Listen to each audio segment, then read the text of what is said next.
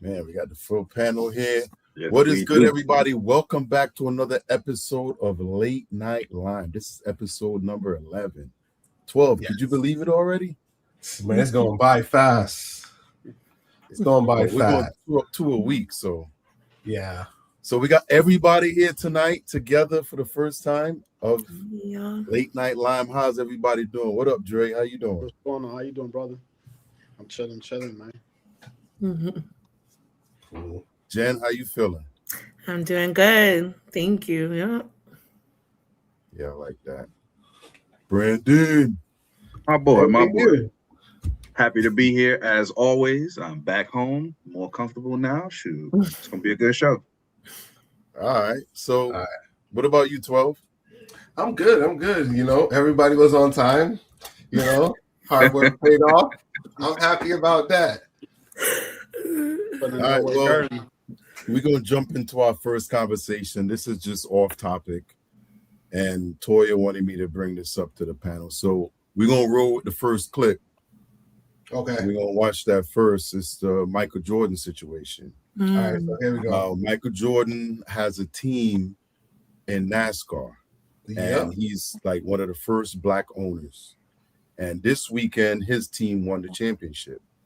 So the clip you're going to see is from the championship game celebration. So we're going to go to the first clip, and then we're going to come back and talk about it on the other side.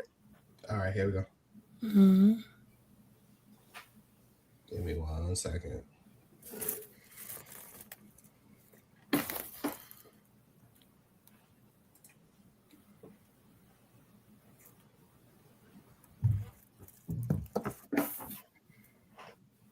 To say Michael Jordan ruined his entire legacy because of this video. So yesterday, Michael Jordan's NASCAR team ended up winning the Daytona 500, so he was seen live on TV celebrating with his team when he ended up getting caught in 4K doing something, let's just say, not very appropriate at all with one of the people that is a part of his team, child. Now, I won't be showing exactly what he did in my video at all because my video will likely be taken down, but you could find the video. It's very easy to find. And yeah, he was just doing something that was really uncalled for, but a lot of people saying like he was just, joking or whatnot, but it was just really weird to watch. So now many people are starting to say that they just cannot view Michael Jordan the same anymore because of what he was caught doing with, someone that was a part of his team's child. I mean, the child is probably not even like 10 years old or something like that. And I definitely can understand where people are coming from. Just overall, really weird situation, that is for sure. And people just really feel like he has completely ruined his legacy because of what he did. And I'm curious to know your thoughts about all of this. All right. So, thoughts. We're going to start off with Toya. Well, I thought it was very strange. Wondering how the little boy's parents feel about that situation, and was he so excited to the point where, it made his neurons do something stupid? I've been watching that clip all evening. I still can't really understand why would he do that? Yeah. Was it like a nervous tick or like, was it like, Right. you know what I mean? Like, well, could you? Like, I don't like, yeah, that was a And lot. it wasn't like a one slap. It was like he was there for a minute. It goes longer than that? No, I mean, like, it wasn't just one grab. It seemed Yeah, like it happened for a while. Yeah. So, what about you, Dre? How you feel about that? I feel that was crazy. He did tarnish his reputation, if you ask me. Yeah, that was crazy. I seen it. I was like, wow. I don't know if that's something he does on a regular or is part of the whole thing that's going on with everybody. It makes you question everything that's going on, everything that's coming about everybody. Right. Yeah, what about you, Brandon? Listen, I didn't see anything wrong with what the man did. The only thing is, it's a little white kid. Maybe they don't understand, but Michael Jordan is a man in his 60s, and I know some older people when they excited about a team thing, they gonna come up, they gonna be a little itchy. You know, it's not like he was out here groping the boys' bottom. No, you know what I'm saying. no. It was just like a little tickle on the legs. All right. You know, So, you little so something. Brandon's on the other side. A completely other side. I think this was Okay. blown out of proportion. And again, this is a significantly older black man whose team just won the NASCAR goddamn championship. Right. And I Right. think he was just trying to get a little man excited because at first it looked like he was just standing there kind of like, what do I do? He was just getting everybody hyped in the moment. I don't see nothing wrong with what the man did as somebody who has family from the South. Go ahead. So 12, you want to comment on this, or you want to wait till after we watch the second video? We could go to the second video. All right, let's roll to the second video.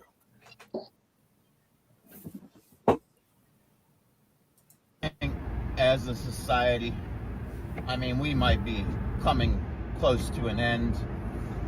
This Jordan stuff is really just made me lose faith in people. When I saw the original clip, was I confused and even a little like, what is he doing? Absolutely. I won't lie and sit here and tell you otherwise.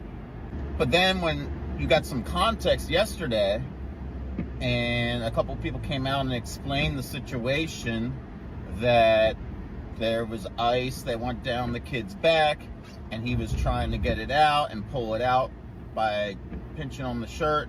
It makes complete sense when you look at it with context. But the amount of people that seem to actually want this to be something more than what it is, and actually, yeah, we don't have to go into the whole video. Right. But how do y'all feel now? All right. So Yeah. I'm gonna start this off. Yeah. I'm with Brandon, and I'm gonna tell you why, right? So a couple months ago, Michael Jordan just won the biggest deal of his life. So before, NASCAR wouldn't allow Michael Jordan to participate. So they had the way how they explain it is you had to be one of the big boys in order to receive money. So about 2 months ago or a month ago, he just won that case where like lower tier teams can get I'm paraphrasing because I don't know it exactly, but what they now they could participate in like the earnings and the winnings. So with all of that happening and him winning, it's a way to decredit what he just won. So it's more of a smear campaign than anything else, because to win that case 2 months ago, because Michael Jordan was the first person to kind of bring it up out of all these years. So now that I think he won that case and he won, it's a smear campaign. So I thought it was strange. How is it that Michael Jordan just won and this is the thing they choose to promote so much? You know what I'm saying? So I kind of understand the backstory. So I was like, yep, this is they trying to tarnish his name. So it's a good way on the day that he wins. You know what I'm trying to say? On the day that he wins, it's to tarnish his reputation, because what, to win basketball, I know he played baseball, right? Yeah. Basketball, baseball, and NASCAR. Mm-hmm. Well, in NASCAR, he's an owner. That big. He's an owner in NASCAR. Exactly. So think about that. That's three sports in one lifetime. And think about it, right? They won't let him buy an NFL team. They won't let him buy an NBA team. So he creates He had one. Well, he sold it, but he wasn't the majority. He was he was partial owner of the Charlotte Hornets, the Panthers. So he went into their sport and become an owner in their sport and won. So yeah, they mad. But like Brandon said, if this is your biggest moment, other than when he won his championships, why would you choose to do that in front of everybody to see? Just doesn't make sense. I mean, he's a grown man. You know what I mean? If you're gonna do some pedophilia stuff, you're gonna do that stuff in the dark. But to be that confident to do it right there on stage, See, but I am glad to know it's ice down the little man's back. That's perfect context. Yeah, well, somebody got hit with the ice bucket because they won their first championship. Yeah. So, but what the contents? Why people would put it in perspective? I think his girlfriend. I think he got a young one though. Huh? I think Michael Jordan got a young girlfriend. No, he's married, ain't he? I mean, his girlfriend the probably like woman is 25, 26 around there. Huh? His wife? Yeah. No. Well, she's not the one that he got divorced to his original wife. No, he got a new girlfriend. His girlfriend is a younger female. So he he was still married to the lady from that gave him twins. I don't know, but I know. I remember they were talking about it because I remember seeing the headlines, and I could be wrong. This is all alleged, but let me mind my business. Lord. Yeah, he got a new girlfriend, or whoever. She could be the same person, but I think she was young though. She was a young, pretty girl. She was young, but she's of age. We're not talking young under 18. You know what I'm saying? You know what I'm saying? She was just. This is a little boy. DOY. There's never a good time. Wait, this is a boy. Let's be real. But yeah, it's crazy that they choose to talk about that because that was the first, I think, black owner to win a NASCAR race. If I'm, I gotta check on that. I think with context now it makes a little bit more sense. But first glimpse of it did look a little pretty like. Well, we live in a time now where there's a lot of snippets and right. copy, paste, and post because I want to get some clicks. And like I said, that looks bad. Yeah. You know, and once somebody says something, that motion is stuck in your head. So did they come out in public and publicly explain that, or that's just that one person? Well, it went around. People that was there explained what happened. Oh. You know what I mean? Like, for instance, and it was on live TV. Yeah, it was live TV. This wasn't somebody's video, so it was on TV for the whole world to see. So why would he do it in that moment? You know what I'm saying? With the world watching. Oh. So I pull up his girlfriend. She 47, so she ain't young. So correct. That has to be his wife. That's got to be his wife. 47? Yeah, 47. Yeah. So that's the one that gave him the twins. A couple years ago. Yes, her name Yvette. Yep, that's the wife. Gave him twins. Yeah. Okay. Yeah, Yvette. Yeah, they've been married for a grip. Yeah, I think it was Shaq. Shaq was with a younger chick. One of them was with a younger. Yeah, Shaq got a whole. That don't surprise me. He got a whole bunch of them that come over and cook and clean and stuff. Yeah. Yeah. Well, it always helps to have context. It seems like that's the trend with most of the clips you guys choose. You play it first and then give us the backstory. I did a search. It's not so good to jump to conclusions. That's against the more, yeah, for sure. Interesting. What you got, Dre? You got anything on this one? Nah, not really. It is what it is. If that's the case, then that's the case. But like you played it before, like everybody, the whole world see it one way. Right. It is media. So media does portray what they want you to see. But without the context, he hit. Agreed. So think about this, right? So guys, think about this. Let's do this test, right? So did he ever come out and apologize? Mike? The only thing I only seen that. What happened yesterday, right? Why was he supposed to apologize? What did No. I'm trying to prove a point. Right? Yeah, no. If he's not guilty, he's not supposed to apologize for nothing. Right. Exactly. And did the parents raise a concern? Yeah. So and that's what I was going to go down. It's like this. It might create an uproar, right? But if none of those things ain't happened, because you got to think about it. He's sponsored by Nike and all of them. If they ain't shaking, don't be worried, because if that was the case, Nike would have already dropped them. All of them would have already dropped them. But guess what? They considered it. Go ahead. They considered it already before they got the context. Nah, because he just won the championship. So regardless or not, it's still money to be made.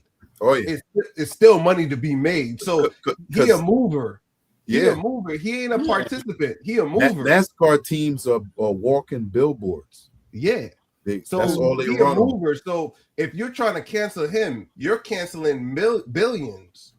So it ain't gonna work.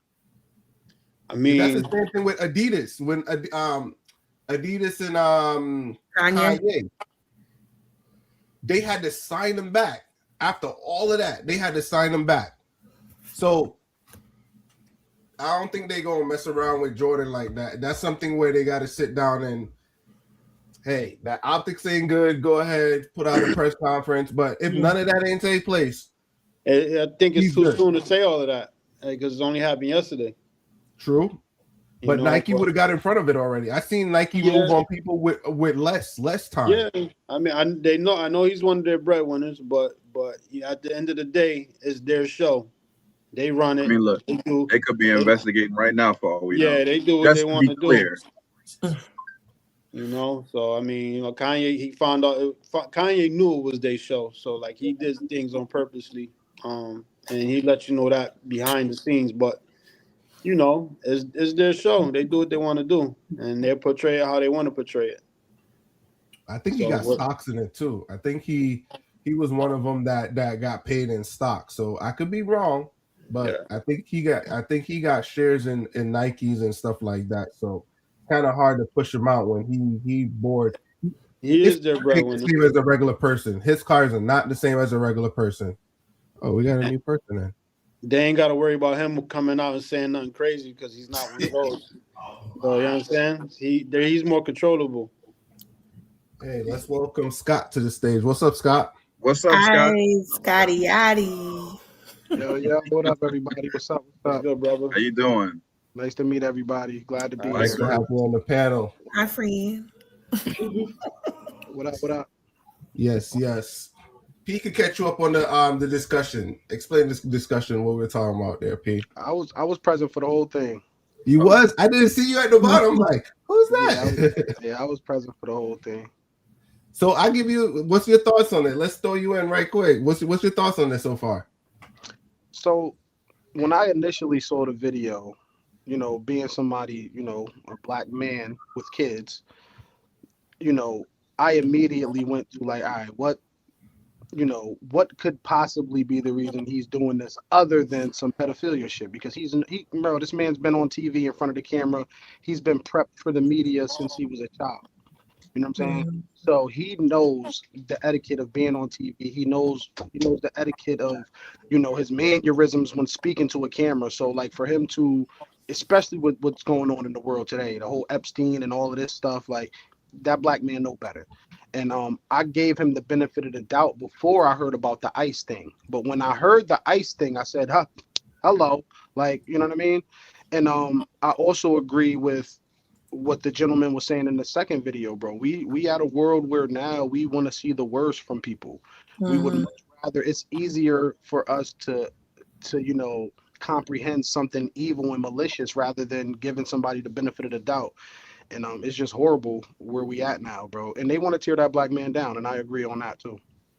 Cool. Nice. Well said. Yeah.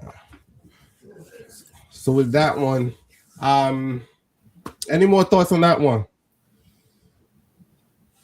Yeah, I'll leave my goat alone. Yeah.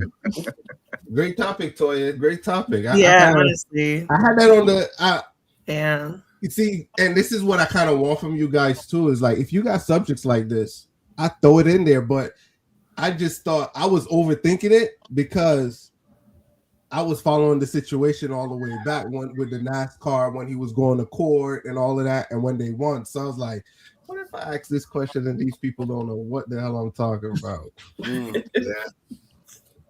Yeah, but yeah, we could definitely do more like this. So let's roll into the next one. You guys ready for the next one? Let's get it. Let's do it. Let's get it. All right, so let's do it.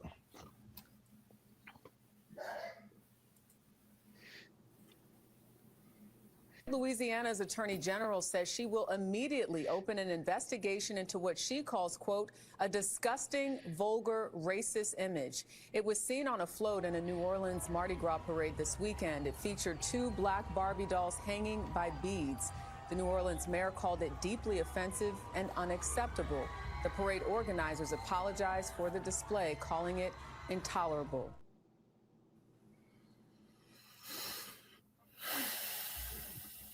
So they're calling this racist.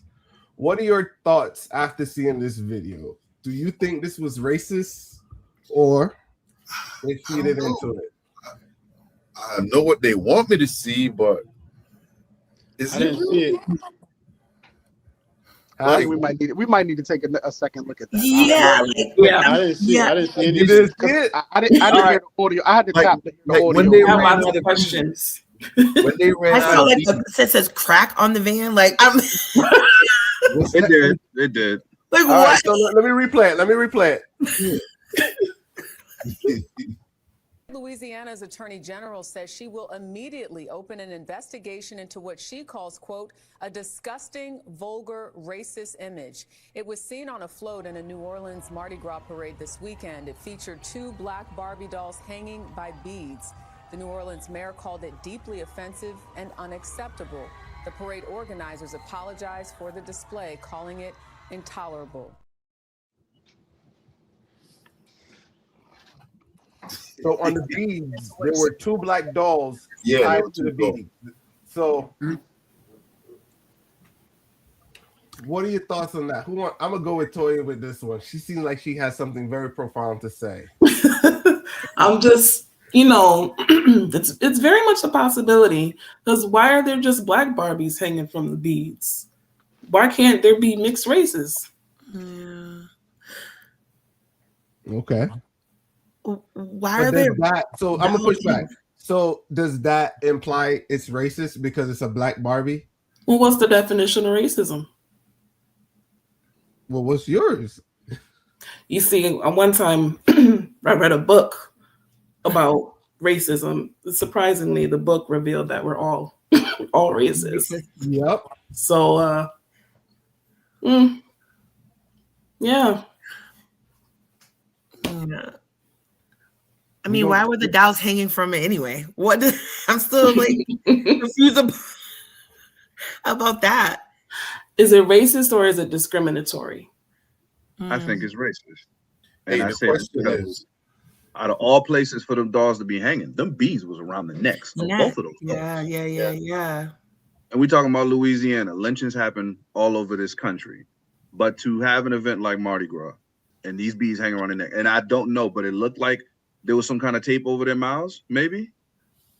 Because that wasn't lipstick or something like that. I don't know. Anybody else peeped it, but I couldn't read the whole thing on the bus, but it looked like it said crack on the bus. Crack something. I Yeah. thought it said crack. I'm just saying, I ain't got the best vision, but I saw that. I couldn't read the rest of that. And then it's like another thing too, like why are there no white Barbie dolls? And then to add the icing on the cake, there were no black people holding. Right, and it was a white man throwing it. There were no black people holding the beads with the black dolls, so there should have been no, you know what I mean? Mute the sound. Just let it run. Okay. Does that video offend you? Who's offended by this video? I'm really confused. Louisiana's Attorney General says she will immediately open an investigation into what she calls, quote, a disgusting, vulgar, racist image. It was seen on a float in a New Orleans Mardi Gras parade this weekend. It featured 2 black Barbie dolls hanging by beads. The New Orleans mayor called it deeply offensive and unacceptable. The parade organizers apologized for the display, calling it intolerable. Giving it nah, yo. After giving it another look, dude, that was definitely to grab attention, like because if you see with the same hand, he's throwing throwing dolless beads at the crowd. You get what I'm saying? Yep. So that right there alone is a red flag for me. Yeah, that's what I was thinking. I'm like, did all of them have this No, only No, one piece had no. 2 doors on it. Right. If you watch Yeah. the video, he's throwing beads in the crowd, but he's remaining to hold on to the 2 black dolls Right. hanging. So that Now, you're gonna see it. If you see him, you Yeah. saw the, you know what I'm saying? Because he's throwing Right. the beads from the same stack of beads. It's ridiculous. Yeah, I'm offended now. Yeah, that was wild. I wasn't the first time. I'm a little. that's some petty shit right there. Yeah, that's a lot. And the I think the mouth was covered I up. think so too, Brandon. Yeah. Yeah, there was some shit over the mouth, like. When you start analyzing a little more, like I get deep into like looking at things. So now I'm trying to really look into the people that's holding the beads. Like they're dressed like radicalists. Like he looks like a radical. He looks like, you get what I'm saying? Like there's paint on their faces, and he's in costume. Almost. Yeah. So it's like, So The Brandon, fact- did you go? Say again.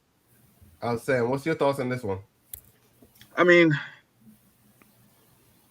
unfortunately, it's that kind of imagery. Whether you see it in a hot second or it's up there all day, like we don't need to continue seeing this type of thing. So yes, I am definitely offended by it. Like even when you hear about the construction sites where they got the nooses hanging around, that might be, something that people in construction do. I don't agree with it because it just looks crazy to people like us. So imagery is everything. Imagery is everything. So true. Okay. No, So that's I'm that you gonna go to said. Drake first, then I'll ask the next question. What's your thoughts on this one, Drake? From what it looks like, he's trying to make a statement. These statements are made every day, all day. They don't let us forget. So it is what it is, and it's the South. If you've been in the South, one thing I love about the South is they let you know that you're not welcome. Up here, they stab you in the back. But down there, you know what I mean? You're not welcome there, and you know exactly who you're dealing with. Sometimes they probably change a little bit because of modern day, what the laws and everything, but for the most part, they let you know that, you know what I mean? It's still the same. Nothing really changed. I can agree with that. All right. So my next question was, and someone kind of hinted at it. Would it be racist if it was a different kind of doll? So what doll to you would make it not racist? I mean, if it was a white doll, there would have been nothing said about it. We want like Malibu white Barbie. Nobody. Wait, so what? So that question was Maybe it I would feel have like taken on a if it was a different white doll, meaning. people, everybody, the public eye had something to reference it to. Because they But didn't hold have on. white. So that question was a setup question, right? Because everyone said white, so in that itself is racist. You know what I'm trying to say? Because everyone. I didn't say that. I'm just speaking overall. You know, Right? No, it's true. so to me, I think it was they're looking for something to kind of make something out of. But I like the way y'all describe it. If you're from down south or you're typically from a place, you can judge the character of people. And until I can't remember who said it, it's like, hey, they will show you that you're not welcome, and it just automatically bring me back to South Carolina. If they don't like you, they gonna let you know right off the bat. You know what I'm saying? And I had to remember that to kind of come to that conclusion. Like, yeah, Connecticut is different from down south, so it all depends on where you're from. It would trigger you faster than other places. So that was a good reminder to let me know, hey, America is different in different places. So I see fully why these people are reacting so quickly. I think if it was like from up north, I wouldn't think would have been a big deal. So location does matter, and placing and timing do have some kind of thing. What's your thoughts, P?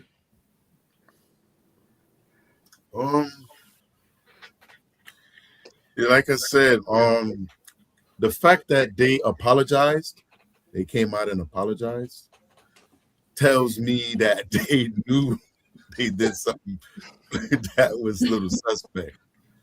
Now, What you got for me? like me personally, that doesn't offend me at all. What you got for me? You know what I'm saying? It was almost like a. What you said? No, you can keep going. I'm checking it. Yeah. No, it's joking. What are you good? Yeah, I see your message, Gavin. What up, Gavin? But yeah, I mean, if like what's the name said, if you down south, that you're gonna see something like that, and people just look the other way and keep them pushing. That's how they feel. That's how they feel. You know what I'm saying? Everybody, live in a place where they want to have free speech and freedom to do whatever they choose. So who am I to hate? But when junk pop off, they got to be ready for that too, because not everybody is happy with that. You pop off on both sides. Listen, the fact that he's on a float now, New Orleans, I mean, tons of people have seen him on there. You know what I'm saying? On both sides. And everybody's okay with it. Nobody have approached him and says, hey, you should put that away. No, the news, when the camera seen it, they made a fuss about it because they knew it. Yeah. But did you see anybody there say, hey, you shouldn't have those dolls? But I mean, he's moving fast. We're on a float, so everybody's screaming, just want the bees, but the camera zoomed in on it. That's just a normal thing. It is a normal thing. Like I said, down south it is what it is. They let you know. I wonder if he throws those dolls at some point in the night. I doubt it. So, Scott, I'll let you go, Scott. What are your thoughts on this one, Scott? I mean, it's difficult. It's difficult to kind of say. Like, it does rub me the wrong way, like when you see it. But like going back to, the question you asked, would it be racist if it was another doll, whatever, or if it was another color doll? The thing with that is, if it was a white doll, white America or Black America wouldn't have anything to reference them hanging a white doll from, because they didn't hang white people. You know what I'm saying? Yeah. So it would have been overlooked. As in this same situation, it could be totally harmless, not racist at all, but Black people and Black kids were hung. So that's why it, grabbed the attention and grabbed the eye. And then like now everything's malicious. Everything's being turned into a weapon. So the media is weaponizing everything. So it could have been harmless, but because of, how it looked and how it was portrayed, they got to double back and make sure, after that, now they're labeled something and that don't go away. Nope. Okay. I get that. What's your thoughts, Jen? I mean, kind of going back to what Purcell was saying, like, they apologized, so that means they knew what they were doing. My whole thing is like, what was their motive in it, though? Like, he was just letting them hang, right? Like, it's just like, I do wonder, did he throw them in the crowd then? Or was it just, what was he trying to portray there? What were they trying to symbolize? Exactly. Okay. So, and kind of too, like, if you were trying to bring in the people's attention, and clearly it was, right? Now the news is talking about it. And like Purcell said, like, it's kind of like, all right, oh, my bad. And then what's going to happen, right? What's going to happen? Like, we'll go on and, okay, sorry, and move on and keep probably doing something else too. I don't know. It's just, I don't understand what their motive was about that. Okay. Hey, Brandon, let me ask Brandon a question real quick. You think he got any discipline? Right. For what happened? No. I mean, look, if he had an ulterior motive, the message got across. That's what I'm saying. Anybody who saw it, they saw it, and I'm sorry. You didn't mean to do that. Right.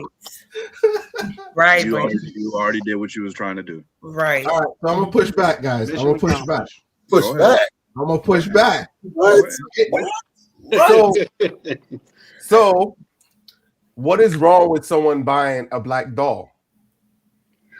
With the beads around the neck. It's the beads that puts a And hole the tape in around the it. mouth. There's nothing wrong with that. Did the doll come like that? Which Hold is on. Well, let me ask my question. I feel like they put extra effort into that one. My bad, 12. My bad.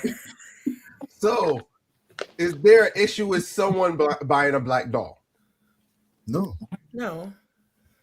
When I purchase a doll, do I have the right to do with whatever I want with that doll? Yeah. Yeah. So, who are you to tell me what can I do with a doll? Just a black guy but who's it aware of is racism in America. What you It do is with the frowned doll. upon. Like, what are What you you trying do to with say? Something frowned upon what you do with that doll, especially when you do it in the public eye. You could do whatever you want if nobody knew about it, but you did it on the float. So yeah, I'm gonna notice that you did that to that doll, and we're gonna talk about it. Go ahead, go get it out. Because I'm gonna say, right, if I buy a white doll, right, and I put a chain around it, and I'm hanging my chain, and it's a white doll, I don't think no one would ever say a word about it. I disagree. You wearing the white doll? Everybody would say a word about it. I disagree. For certain.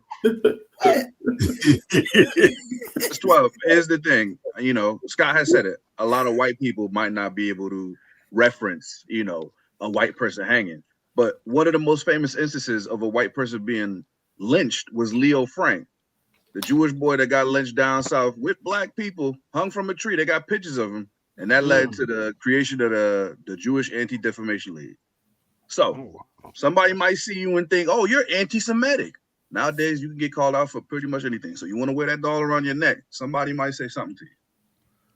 Well, it's not the doll. I'm just saying. I'm giving you the reverse of it, right? Mm-hmm. All I'm just doing is give you the reverse of it. All right, so let's lay it out, right? You go to Walmart. It's Mardi Gras. You pick up 2 dolls. It happens to be white. You put a chain around it. You on a float. It's hanging. You're a black person. You just bought what's typically in a store. What if those were the only 2 dolls on the shelf and they just needed something to go and they went out there? I would think you don't have an understanding about Mardi Gras because it's about the bees, not no damn dolls. I ain't never seen no dolls in Mardi Gras. Here's where that brother. Yes, brother. Here's where that fall flat. Okay. They apologize. There is once you apologize, you admit that you admit something. No. I'm a defender for a little bit. The clips with extra cheese. You apologize. Ain't no coming back. Take people out of here. Yeah, they apologize for slavery. That don't make it right. The Michael Jordan thing. We just talked about the whole apology thing with Michael Jordan. Michael Jordan didn't come out and publicly apologize, so that must mean you don't apologize for something that you ain't do. Exactly. Mm-hmm. So we just talked about that. So we as minorities should know we cop a plea for a whole bunch of stuff that we ain't do. A lot of us cop a plea for stuff we ain't do so we could go on with our lives. So we can't act like we don't cop a plea to get out of certain stuff. Copping pleas for something you ain't doing. Survival. Survival instinct. If my turnout is gonna be better, right? If my turnout is gonna be better, if I say, yo, I might have done some of this, but not all of it, rather than you know what I'm saying? That's a real legal term, like the Alfred doctrine. I'm gonna say that I did some of it, but I'm not gonna agree to all of it. And and for us, from where we come from, unfortunately, we don't get the same shake. We don't get a fair shake. Nope. You know what I'm saying? That same crime that I committed, I will be charged and held accountable differently than, white man Steve, and that's just real. But why is that, though? I'm gonna push back. Why is that? It's America. To be totally honest with you, that's a question that you could have asked somebody 100 years from now and 100 years before, and they wouldn't have an answer to. That's just that's just the way, you know what I'm saying? That's the way our kids tell. Just like that's America. It's America. I'm gonna go to Toya, then I'm gonna go to Jen. What's up, Toya? What's your feelings on this? I know you want to hit me, but go ahead. I know you're just playing devil's advocate. You know, you're trying to juice it up. I know what you're doing. It's all good. It's all good. But yeah, I know those were not the last 2 dolls on the shelves because it's always hard to find a black Barbie. Okay, right. I never had a black Barbie as a kid. You know, they just knew, my parents knew I loved Barbies, but I don't think they could find a black one. So, you know, that was definitely intentional. That's exactly what I was about to say. Toya, I agree. Point blank period was intentional. Okay. Very much so. All right. So I'm gonna wrap that one up, you know. Guys, I'm just doing my job. All right, so we're gonna roll into the next clip. All right, so here we go. I have dated women for about 20 plus years. So I just started back dating men. So my last relationship was my baby mama. I was up 9 years. Hold on. They show clips of it. Was your what? My baby mama. What's that mean? So the girl that I was with, the 3 children that we adopted together. So that's my baby mama for real. So you guys actually adopted children, we are both or did on she the birth carry? certificate. Who has the children? I have the children. Well, first of all, my kids are She grown. a deadbeat baby mama? No. Huh? One more time? No, Yeah, no, please, no, no. please. Lord. Yeah, one more time. Yeah, run that back. I'm lost. What the fuck? I have dated women for about 20 plus years. So I just started back dating men. So my last relationship was my baby mama. I was up 9 years. Hold on. It was your what? My baby mama. What's that mean? So the girl that I was with, the 3 children that we adopted together. So that's my baby mama for real. So you guys actually adopted We children, are or both did on she the birth carry? certificate. Who has the children? I have the children. Well, first of all, my kids are She grown. a deadbeat baby mama? No.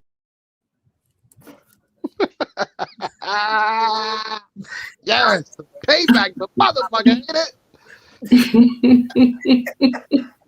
At this point, I'm trying to see who was waiting on her phone in the line. All the balloons would have been popped. No, I thought that was a 12. I thought it was one of those too. That's wicked. We'd have just heard mad pops. Pop, pop, pop, pop, pop, pop. Yeah, everybody. Right? Your baby mama. Pow. Oh my god. So I'm gonna do this one different, right? What are your thoughts on this one? I got a question. So what are your thoughts on this one? Who want to go first?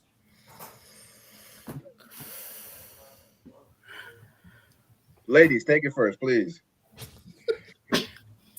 She had a baby mama. I mean, I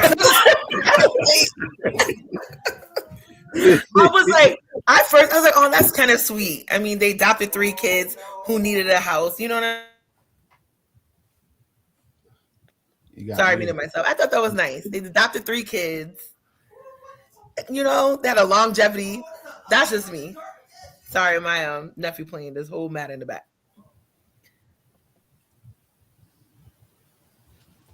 Go ahead, Toya, in the meantime. Should she be allowed to say that? Baby mama.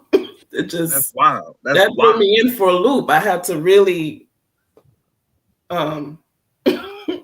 ask for it. Like, did you really just say that? Yeah. Yeah, she went in. She still got me confused. My brain's still kind of just. But if you adopt a bunch of kids, should you ever break up? Hey, relationships don't work out. You can still co-parent, but so now the kids did say they were grown. Adoption, thought they had a family, then the family split up. Now the kids think the family split up because of them. Like, that's just crazy to me.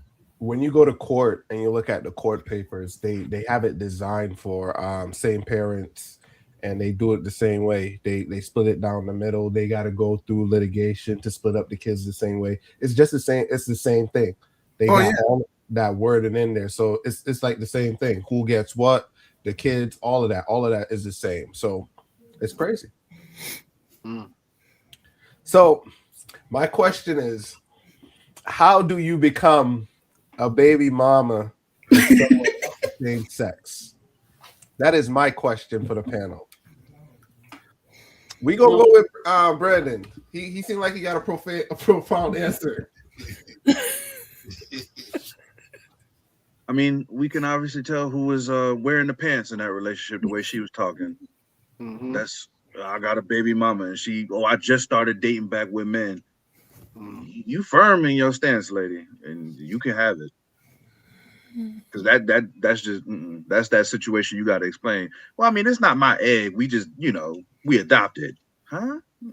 That's not your baby mama. That's your partner, your former partner that you were raising kids with. I know it's a mouthful, but simplifying it with just baby mama ain't never gonna do it.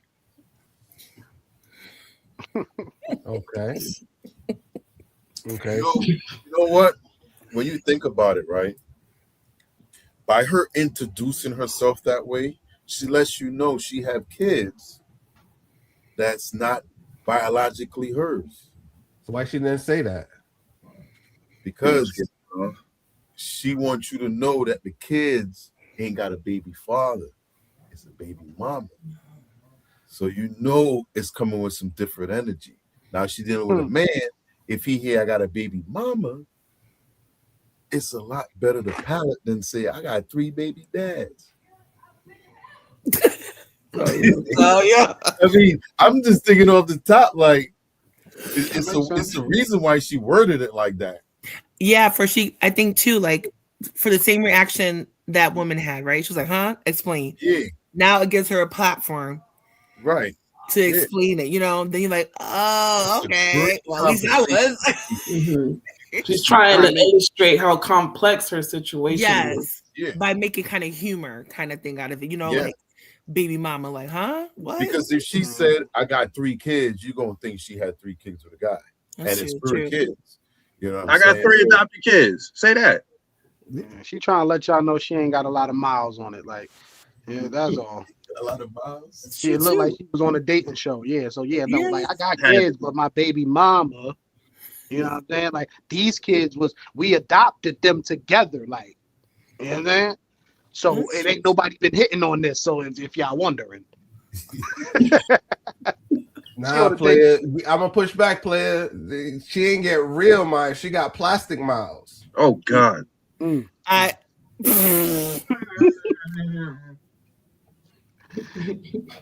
Hey man. Yeah, but she was wearing it. That's the problem. She wasn't, she had to. I think it's toxic. I think her coming out leading with that is toxic for me. Because as the man, right, this new man that she dealing with, I'm up out of there already. I already checked out if I hear you say that one time in public. Oh, I just got to get up out of here real quick because I got to go meet my baby mother. Oh, well, you're going to be finding a way there because you ain't getting back in this car. That's toxic. And she was way too proud about it. She's way too proud about it. Like that just gives me like, no disrespect to our black women. That just gives me ratchet energy, bro. Like, you know what I mean? I think she probably was nervous and just wanted to get that. Nervous? No, Brandon. Wait, hold on. Wanted to get all that out. Like she probably wanted to get. She seemed like she was on that dating show. Yeah, I'm sure she was. And wanted to get all that out, like in the beginning, like kind of like, but in a humor kind of way. I wasn't laughing. It was awfully masculine. I ain't like that. I ain't come on the show to be talking about your baby mother. What if I got one? What? Now we're competing. No, like, come on. no. Your baby mother got to be my baby. I see it. Now you got it. Yep. That's crazy. Well said, Brandon. So now they got to deal with 2 baby mamas, not one. What they gonna do? They gonna meet up and fight? Like, how does this work? So I don't remember the last time a baby father hit somebody's baby mother. Like, so that's not gonna work for me. You just at a loss. So now she come at you, you can't hit her. You going to jail. Boom. So let me pose this question, right? So my question is, do you think she's looking for a father figure for these kids now? Since she's no longer with the mother. She said they grown. She said the kids No. grown. Hold on. Let me preface it. Now she no longer she doesn't have that partner, right? she's looking for a male figure with money to now take care of these kids. Money? That's my route. Yes, you could be grown, they could do what you want to do, but it's the same instance where people they live their life however, then they get married, they look for someone with financial stability to then come in place and take care of the kids.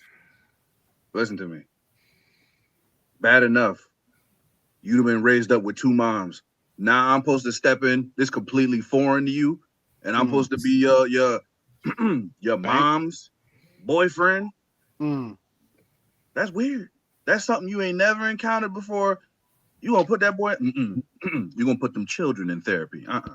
So this uncharted My territory. mom never said that to me. My other mom never said that neither. You not my dad. I never met my dad. I don't got a dad. I ain't got no dad. I got two moms.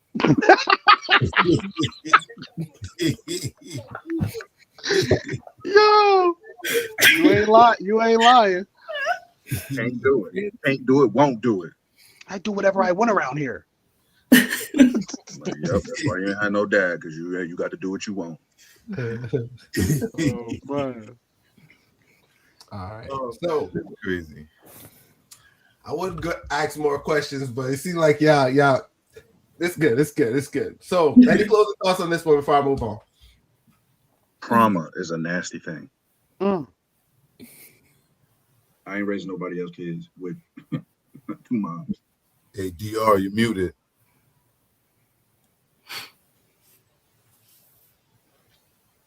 Let me Are you still muted?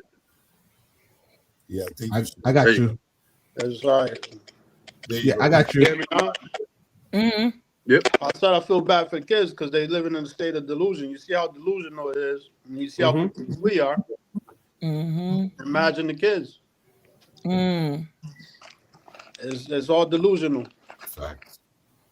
So, and I know firsthand. I've been through some situations. You know, I don't put myself out there, but I know all about it. But yeah, it's a state of delusion. Yeah. The kids got to come up and I know kids that came up and asked their mom, "Where's my dad?" No, I don't have two moms. I've seen that firsthand. When they get a little older, they're gonna question because everybody else got a mom and a dad. Yeah.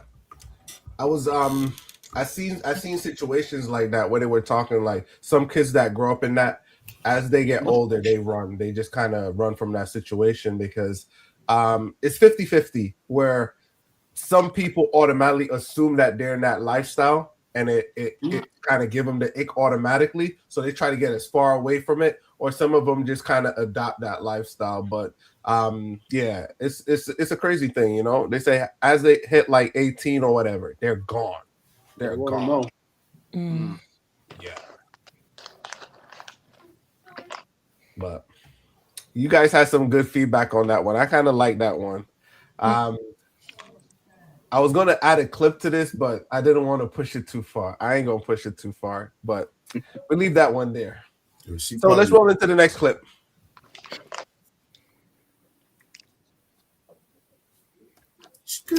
Am I being ungrateful?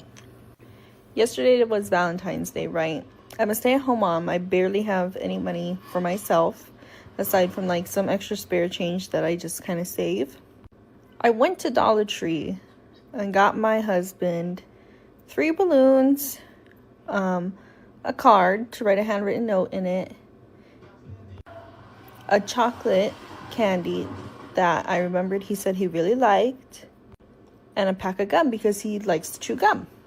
I got all of that the day before because I know Valentine's Day is coming up and I don't believe in last minute stuff. I'm already thinking about what I'm going to get him. Now, mind you, I had to load my baby up in and out of the car for these things. So yesterday is Valentine's Day. I wake up, nothing. All day rolls around. He bought me lunch. I told him I don't want flowers because I'm not a flowers person. So he gets off of work at 6 o'clock and he doesn't come home till about 6:30. He walks in with an orchid plant and an empty card. I'm finishing up dinner with our son and giving him a bath, and he's sitting on the couch writing his card. I'm already feeling some type of way. Later on that evening, I told him, I was like, I don't even like orchids. You only got orchids because they were your grandma's favorite flower, and you always get me orchids, and I tell you the same thing. I don't care for orchids. I don't even know how to take care of them. Plus, I know that they can be a little bit pricey, and because they're a little bit pricey, they're often the last thing inside of grocery stores. And he said, well, I like orchids. Orchids are nice. And I said, well, I don't like orchids. And he's like, well, they were expensive. And I said, well, I would have preferred something that was a little more thoughtful. Like, I would have preferred maybe if you got me a jar of ice cream and my favorite candy bar. And to top it off, you bought a card and wrote inside of the card when you got home from work because you realized that earlier in the day, I bought you a card and wrote you a card. I just feel like there was no thoughtfulness or mindfulness about it. And I feel like I'm being ungrateful because at least I got flowers. Even though I don't like those flowers. At least I got something. Right? All right. I gave you guys the longest segment so you guys can get context, because context is most of what people say they don't have. So, for the ladies, do you think she was being grateful? I mean, well, ungrateful or grateful? Which one? You muted, Jen. Muted, Jen.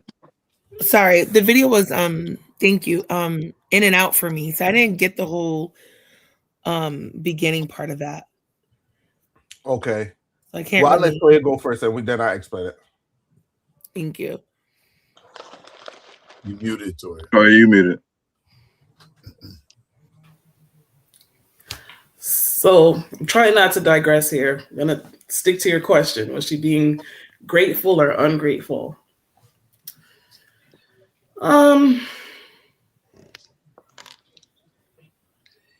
When it comes to gift giving, I don't think people should feel pressured.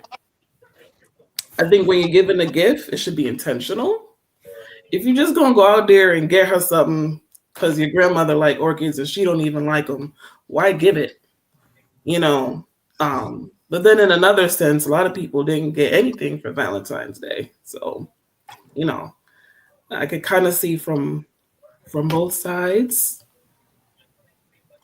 Yeah, that's where I'm at with this right now. Okay. I like your point of view.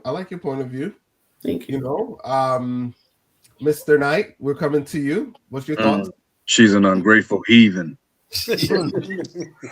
You a stay-at-home mom. That means I provide for you to be able to stay at home. You ain't got to work. You took your little couch change and you were thoughtful. I thank you for that. But guess what? I ain't had to get you nothing. I went and got you some orchids. They cost money. It don't matter if you like them. You could have got nothing.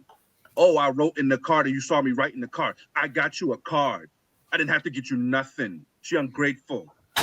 Go get a job. That's how you feel?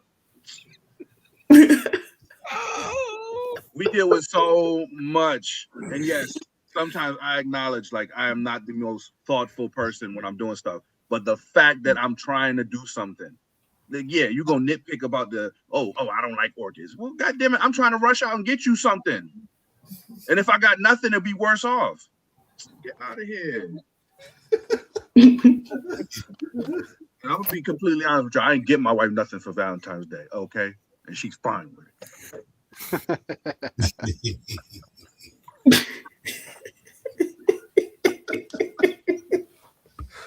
P, we coming to you, P. I feel you on that. You all right? Hey, go do a wellness check real quick. Go do a quick wellness check. Hey, I don't think she was wrong. I felt her on some of her complaints. So, what you thought though? Let me hear it. I mean, she makes him look bad. She puts him in a bad light. Now, we know there's three sides to every story. So I'm trying to decipher the things that doesn't seem to be true. Because there's some lie in there. There's some lies in there that never happened. But if she's saying what she's saying is true, then he got to step up his game. I mean, if you're gonna get somebody something, I mean, at least have some type of an idea, have a, at least sign the goddamn card in the car. Lick that in the car. You don't do that in front of her. Hey, babe, what do you like? What you asking? Here you go. You're supposed to do that in the car. I don't want to be in the car. I just came from work. I want to go in the house. All my stuff is there. You're supposed to do that. All my stuff. Pick up that card on the way to work. While you at work, you have a thoughtful little thing to write in there to your wife, letting her know how you feel about her. If you're gonna buy the card, use it. And then the card with a thoughtful, beautiful message would have been so much cheaper than them orchids. I don't know. And you know what? You take the money for the orchid and put that in the goddamn card. And you even gotta buy a card. You could just send a beautiful message. No. You saying we could click on it? I like that. She said an empty card. Empty. So if them orchids was expensive, put the money from that in the envelope. That's Yep. I like that better. Because now I could get what I like. What you guys got? Boiling over here, man. Yo, I feel like she's ungrateful as hell. I really do. So because her tone of voice don't, the way she was delivering it had us feeling like sorry for her. No, like, what do you mean? You don't have to go to work. You don't got to go to work, right? So now I thought this was like a spoof video. I thought she was trolling when she said what she got him. She got him a piece of chocolate because he said that he liked it before, right? He probably don't like it no more. She got him the cheapest gift. She said she don't work. She don't have no money to, so she went and scraped a little, because she had to take the kids out in and out the car to go get these items. It was so extravagant. No, he goes to work, so that's all you have to do. So that was the least, complicated thing you had to do all day. Right? So then you're pissed that he went and got you something that he felt in his heart was of some significance. He said his grandmother loves these. You only get something for a woman that your mom or your grandmother like if you really love that person. Right? I'm going to get you something because so now he didn't put no thought into it. No, what do you mean? When he walked past that fern, he thought about his grandmother and how much she loves him, how much love he has for her, and he's going to get that for his wife. And it means something and it hits different because she said, he always gets me ferns or whatever the hell, orchids, right? Orchids are one of the most popular plants in the world. So I'm feeling like you ungrateful for not liking orchids. What's wrong with you? Like, so I don't know, like this, and then the whole Valentine thing for me anyway is a sham because personal. I don't talk about it. But Scott, she told him he buy me orchids all the time. She killed all of them already. I feel her with that. Orchids are hard as hell to keep alive. I'm gonna say that. Oh my God, they're hard. So if you're trying to symbolize your grandmother, she already can see that she ain't the one for them to keep them orchids alive. Why get her another orchid? But Jen, we call because that she don't like no other flowers. Didn't she say that? But why get it then? And yeah, she said it. Then why get another Who one? wants ice cream? You know what I'm saying? Because when you don't go to work, you don't get to choose what you get. Boom.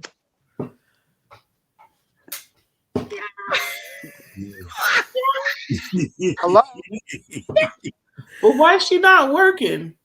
Was it her choice? Because her husband is Right. busting his How ass many making kids a they breakfast got? to provide for the kids. is a I only heard about one, but it looked like she got two. Two?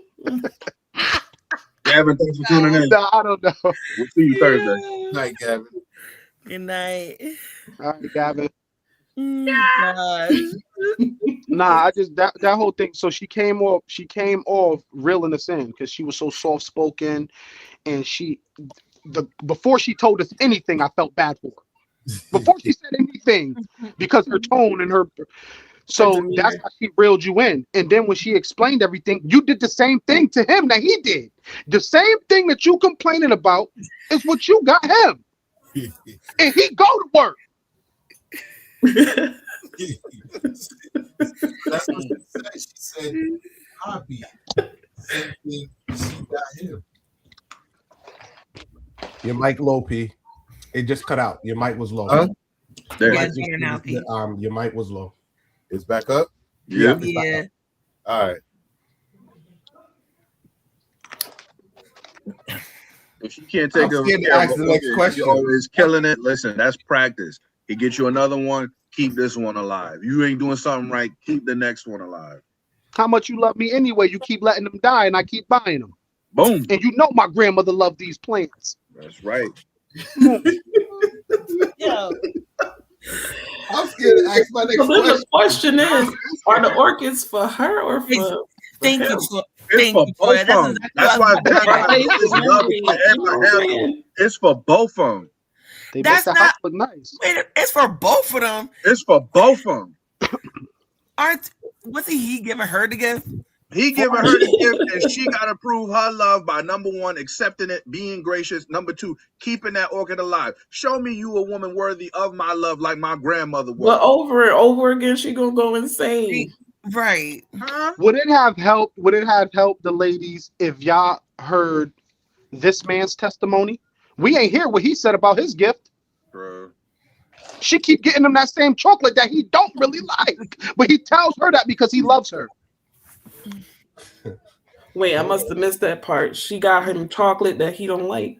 He said She he said, liked it. he said he liked it. She probably bought it for him before, and she said, "Oh, how was that chocolate?" And he was like, "Oh, it was good, honey." Now she keep buying the shit for him every Valentine's Day. He really don't like it, but he's not ungrateful, so he don't make a testimonial saying, "You get what I'm saying?" Mm-hmm. Come on, brothers, preach, brothers. Come on. Amen. Yeah. At the end of the day, it's the thought. It's the thought that counts. It's the thought that counts. And he ain't For put much sure. thought in it. He put thought into his grandmama and how much he loved Can and I ask one adored her. question? Can I ask one question? Go ahead. How many people in here married? Not yet. I'm on the way. All right. Check it. And this is what I observed. At like a 5, 6, 7 year, men, we get stuck in repetition. Right? So women, they always thoughtful about stuff. Men, we get stuck in repetition. We're coming home, we doing the same thing. We come home, we bring the money, take care of the kids. And this is one of those spots where marriage gets stuck at. A lot of people get divorced at this point. Some people smarten up, communicate, spice it up a little bit more. And that's the only issue I see here. No, that was a really good take. That's a good point. I agree. That's a really. Is it just men that get caught up in that, or the women yes. too? Like I feel like in order for the marriage to continue thriving, my question is, okay, why did she have to take that to social media? That's the only people that she can talk to right now. That's the outlet for everybody. People ain't So got friends. she could talk to everybody else except for her husband. That was a bad move. But I agree with that. But people use social media for different reasons because they ain't got people to talk to, so they air it out on social media. But that's my observation is that, like, you know, they're stuck. He's stuck in mainly the man stuck in repetition. Because he does what he does. He comes, he brings the bread home, take care of everything else. She does what she do. And she's inquiring for something different. Mm-hmm. And, you know, he don't know no better because to him, hey, I'm doing what I got to do. I'm taking care of what I got to do. As long as even the flowers is repetition. Everything's repetition. Her thing, she can repetition. She can do repetition, but it ain't working for her. It works for him because he's a man. He's stuck doing what he do. He's going to work, coming home and taking care of the bills. He expected her to do the same, but you know, everybody in marriages, you know, 5, 6, 7, 8 years, that's that hump where most men get stuck and a lot of people divorce at that point.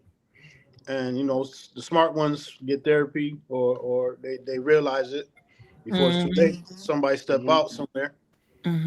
So look, right, this whole repetition, right? Because I agree with that. I get in that same mode, right? But because it was Valentine's Day, right? Do you think on a regular Monday or a regular Tuesday in his 5-day work week that he stopped and go get what's the name of it? A tulip? What were we talking about? Orchids. Orchid. Do he normally on his day-to-day go get some orchids in the card? He thought about her. He did, and then like I said, repetitiously he do, and like he knows Valentine's Day come up. He know he gonna get. He does this every year. He already had that in the clutch. Oh yeah, that was already that's automatic. About to get her an orchid. Yeah. He gonna get the orchid. He had it ready in the garage. Yeah, so I mean, all the ones like I said, so he ain't got to buy no more. If he got somebody to talk to him and be like, hey, listen, you gotta switch it up here and there, he'd be all right. But if he ain't got nobody, he's gonna get stuck there. Doing the same thing. God forbid she step out or he step out. You know what I mean? He does have somebody, Dre. Huh? He does have somebody. No, he's talking about support. He's talking about support. He has her. She said That's it. what I'm saying. Because he's stuck in repetition, she don't get it and he don't get it. So that goes back to Toya's question too, when she was saying like about, I think you were saying about marriage, like you were saying something. I didn't catch the whole thing, Toya. Like, I said like, we keep doing the same repetitious things. That's sometimes what causes marriages to fall apart. You gotta do something to keep the spark. Yeah. Right, but who is responsible? Like, or something you were going at with that? There's nobody really responsible. Like I said, I pray that men, we don't have people to talk to, or we don't talk to people like that. So we just think we're doing the right thing by doing it repetitiously, and we don't talk to nobody about nothing. We just keep on moving. Meanwhile, the wife is falling apart, talking to somebody else. God forbid, that's the worst case scenario. Or she coming to social media, maybe he'll see it. And that way, but if she brings it to him and he's not hearing that, he's doing what he's supposed to do, then a situation may arise where he may see something different. All right, so let me give my thoughts. Right, it's not going to be in that left field. This is neutral.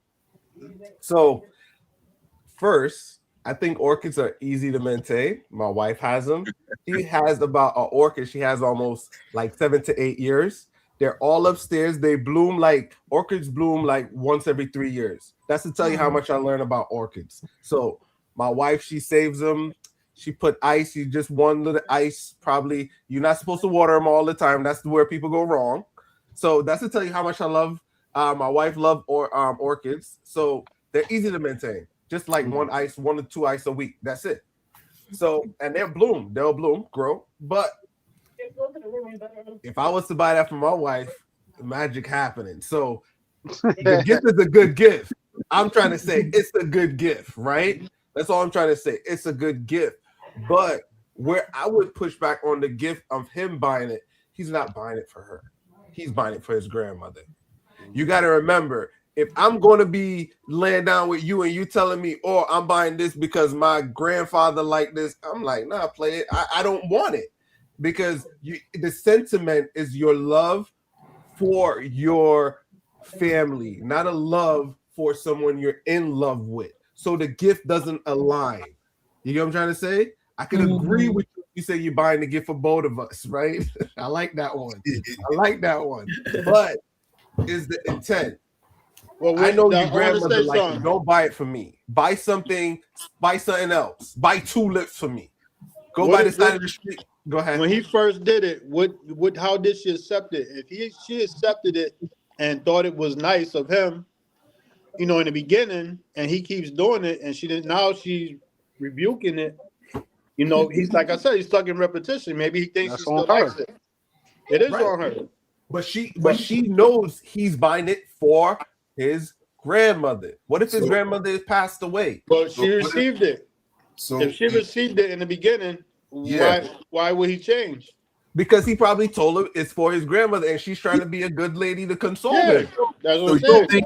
I agree. So it's like this: there's no way it's Valentine's Day, and you trying to get me into the mood, and you talking about I know you buy the flowers for your damn grandmother. You not getting me in no damn good mood because I know it ain't for me. So but you it happened before. Have to wait. It happened before though.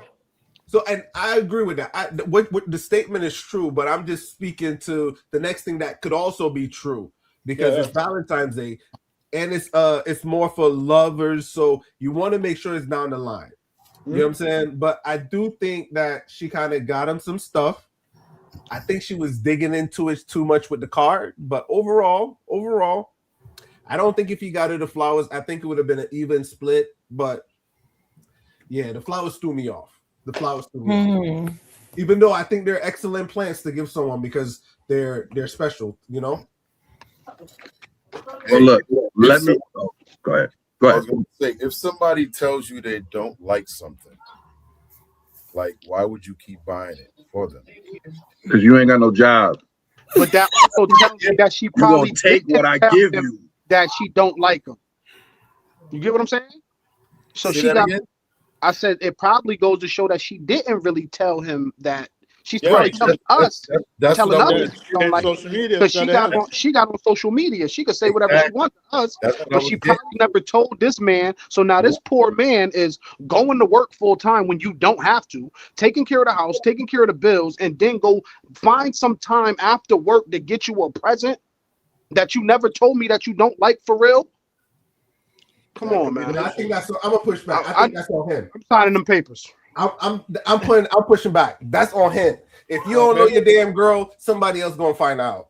You supposed to know what your wife like. You know what I'm saying? I got a wife. Everybody got a wife. I love you. Know what I mean?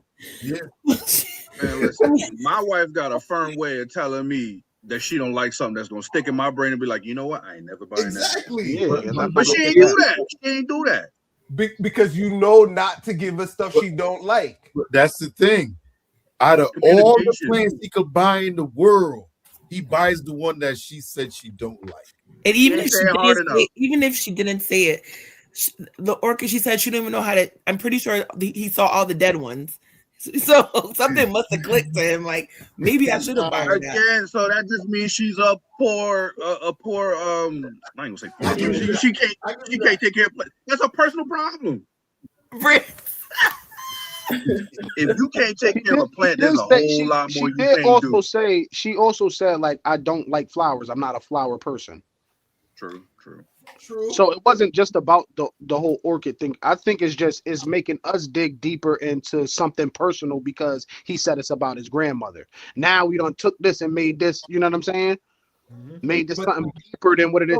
We don't even know if this girl's a good wife. But because you ain't got no job, I'm not buying it.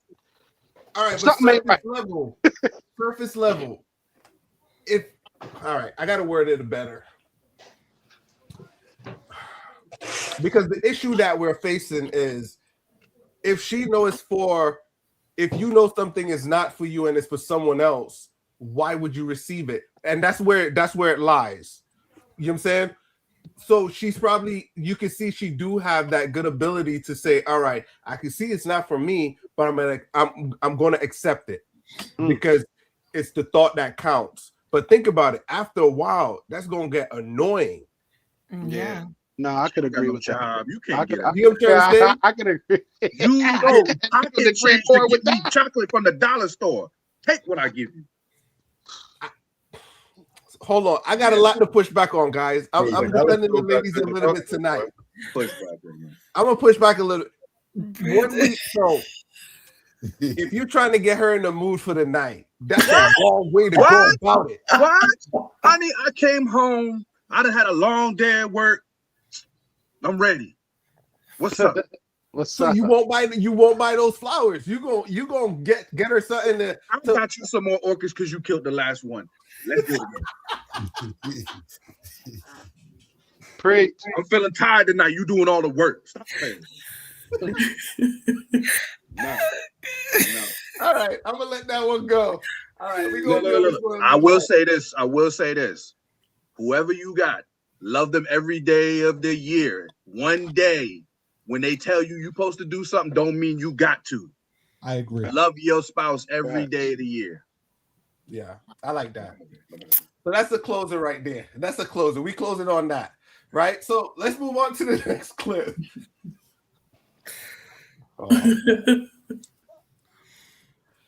Walks over.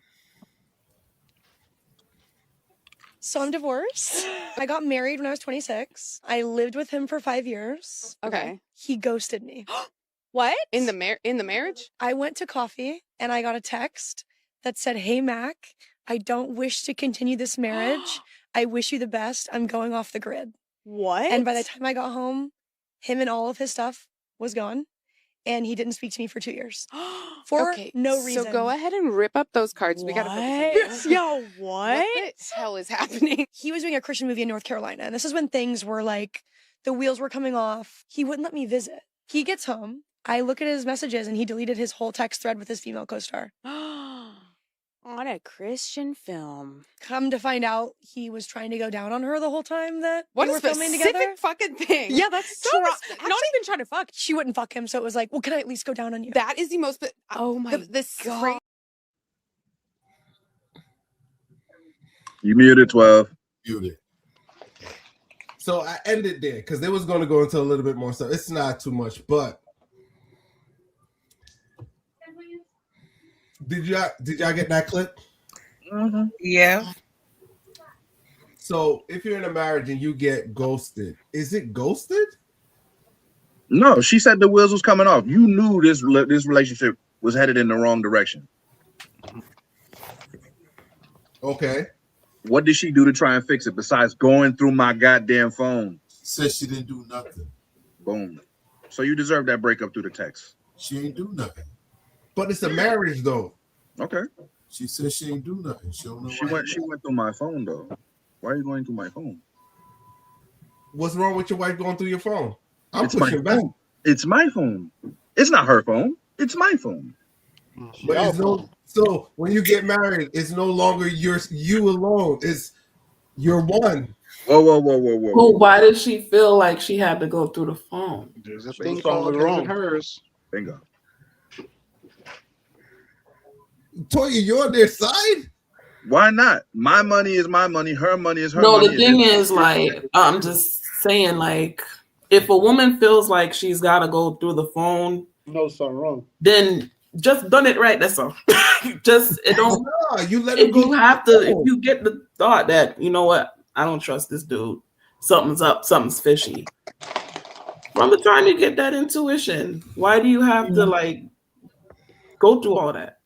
That's just my thought. Even both ways, right? You still let him go through the phone. You know what I'm saying? So I would say I don't got nothing to hide. If I don't got nothing to hide, I'll give you the phone. Go through it. Nah, that just means there's a certain point.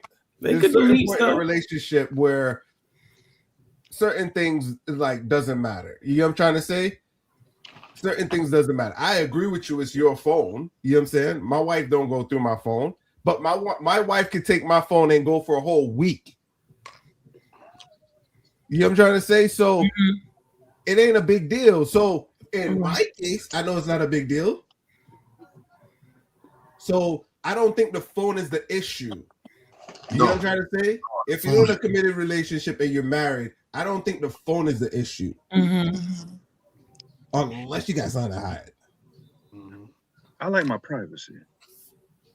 In a marriage, there's no such thing privacy. I'm curious as to what she was doing to make him pack up and leave. Forget leaving her. A man don't leave his home unless it is drastic desperation to I gotta go now. She went to the coffee shop and he was going before. He already had his stuff ready to truck around the corner. He was playing, so something already. I want to know what she did to make him he didn't want to have to deal with no confrontation with him leaving. That's why he did while she was gone. Yeah, I think they lived in a different state because she wouldn't let him come visit her. So they were living apart already.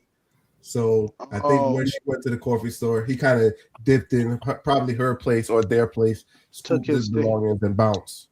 That's another red flag. How y'all married and y'all got separate apartments? No.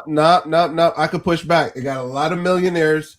Lakers coach. I think the Lakers head coach. They live in different places. A lot of people that have money live in different places because if I have means and the money is in California, but we love living in Connecticut, you could stay there while I go make the money. I come back home. That doesn't stop the love. So there's a lot of once you got money, money changes a lot of stuff. You said that don't stop the love? Nah. Man, presence is everything when you talk about love. That's why they breaking up now. Right. But still, all right, I'm gonna push back. Right? If money is not an issue for you, you guys are thinking, I don't even want to say it. From my poor point of view, that's okay.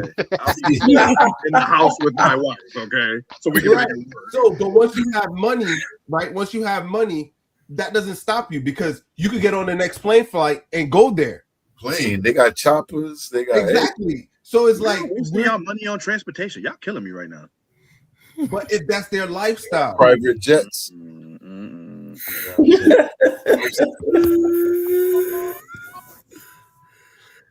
So let me give you an example, right? So in Trinidad and Tobago, right? So it's two countries, Trinidad and Tobago.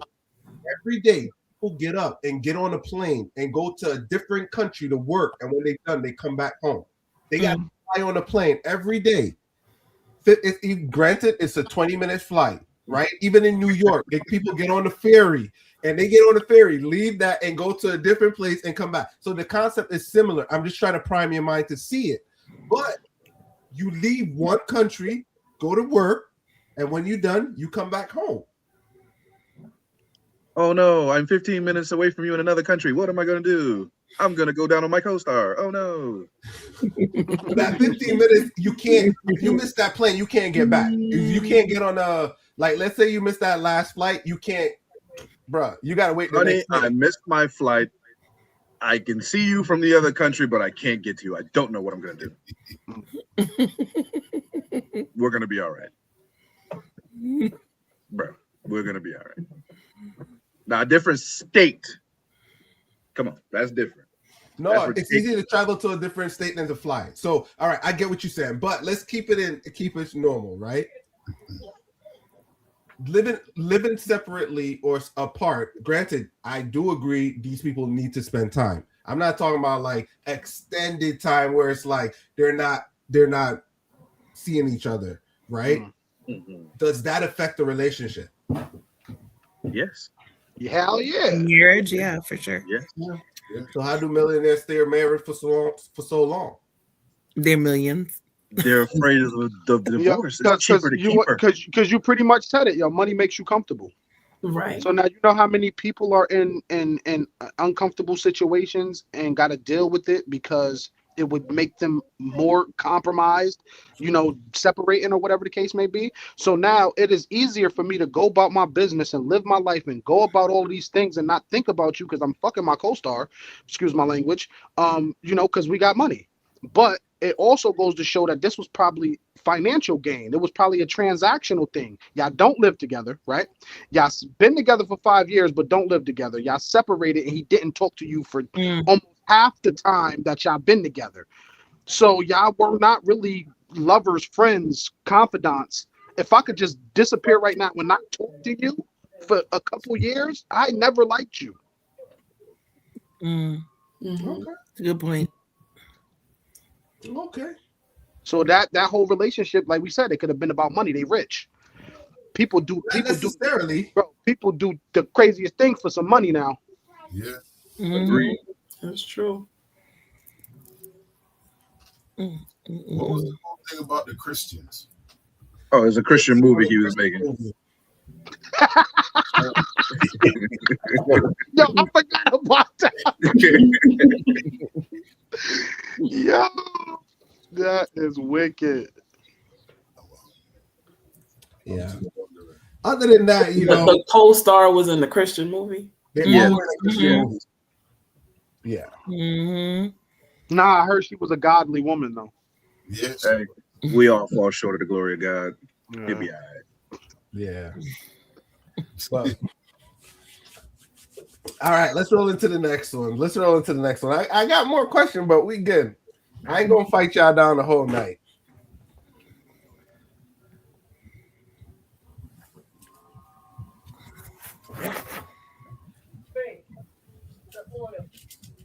Very rarely do I agree with the men, but somebody commented in my section, like, do not pick up a lover boy if you're not able to handle it. And I agree, because we have also been taught these weird ways of viewing masculinity. We often see the men that are like sensitive, gentle, considerate as not being manly, and we treat them poorly. And that's the worst, because they're actually just expressing human empathy and understanding. And the misogyny is also living within us. You know, like if you see a man expressing their emotional vulnerability and it gives you the ick, like you might be the problem, girl.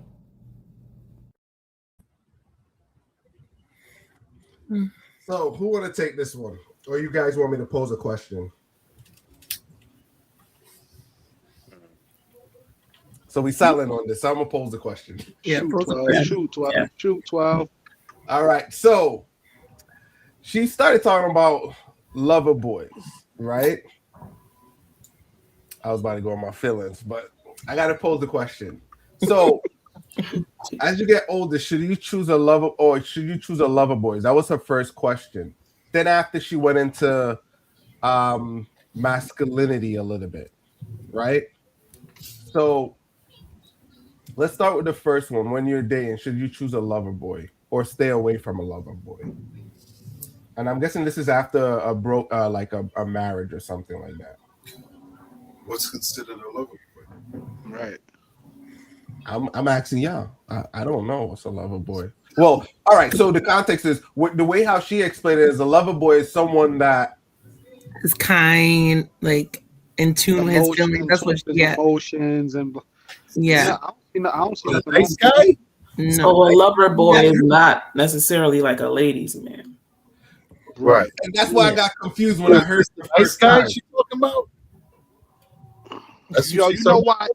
Yo, society is turning this around, bro, because they're trying to. Sounds like the same thing that me and Jennifer talk about a lot, like when men are simps. What? Because so now a lover boy, because isn't people in relationships for love, right?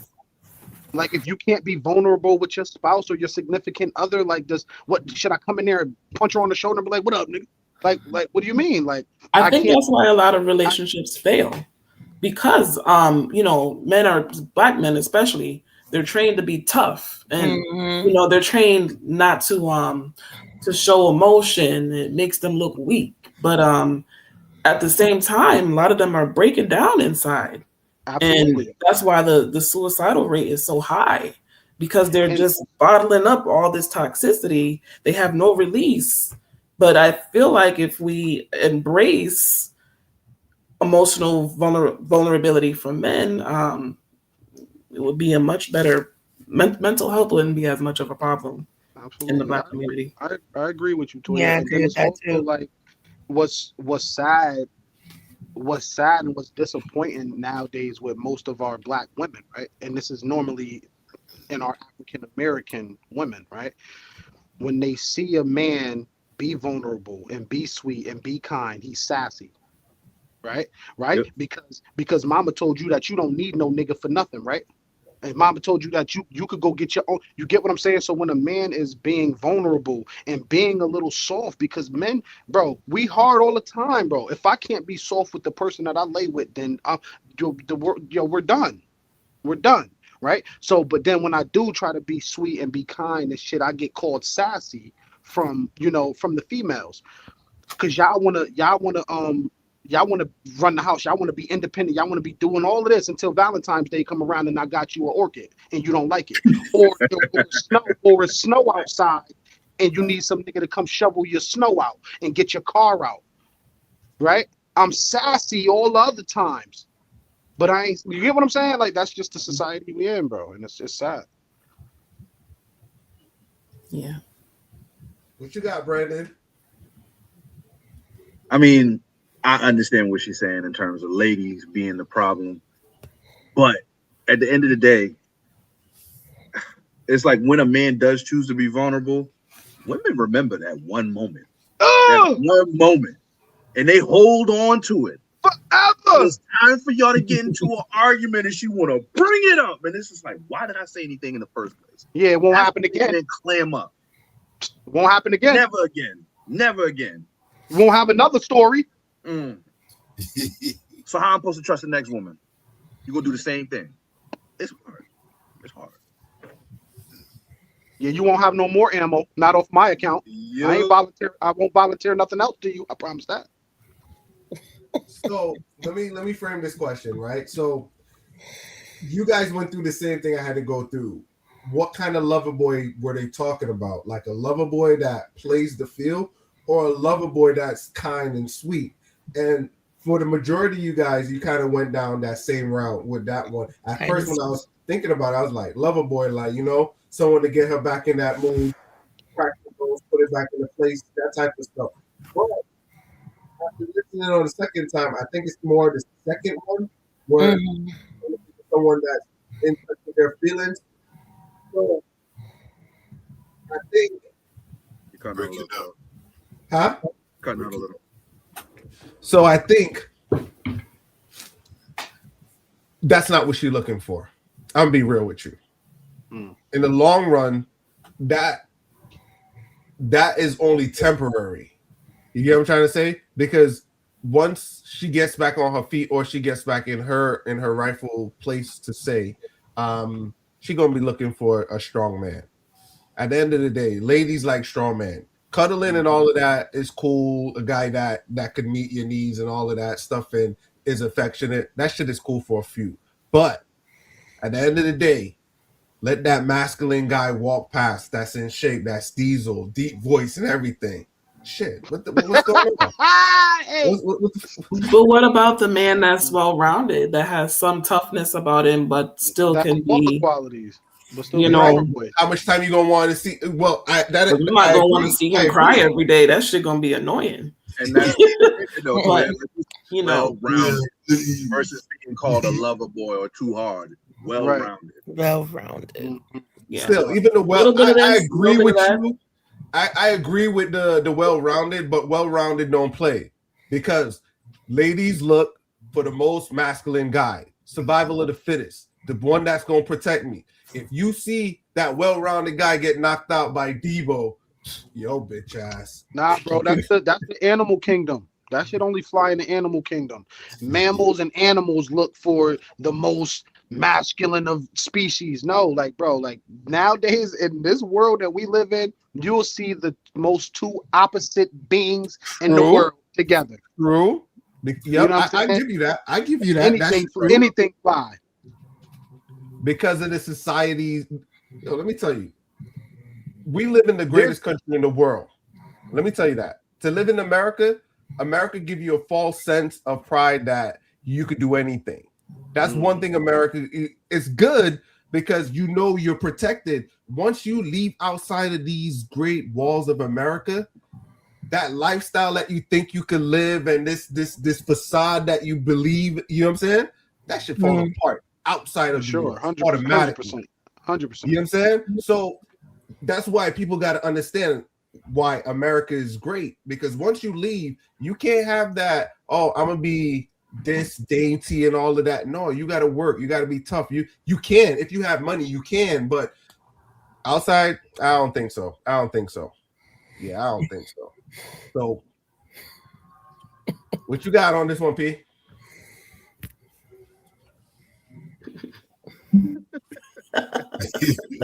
Why y'all laughing? He's stumped. He's taking it out.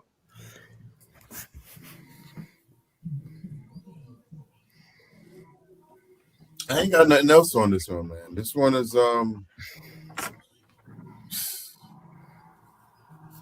we got some comments from DJ Tums 313 Amen. God bless. Yeah. America first, baby.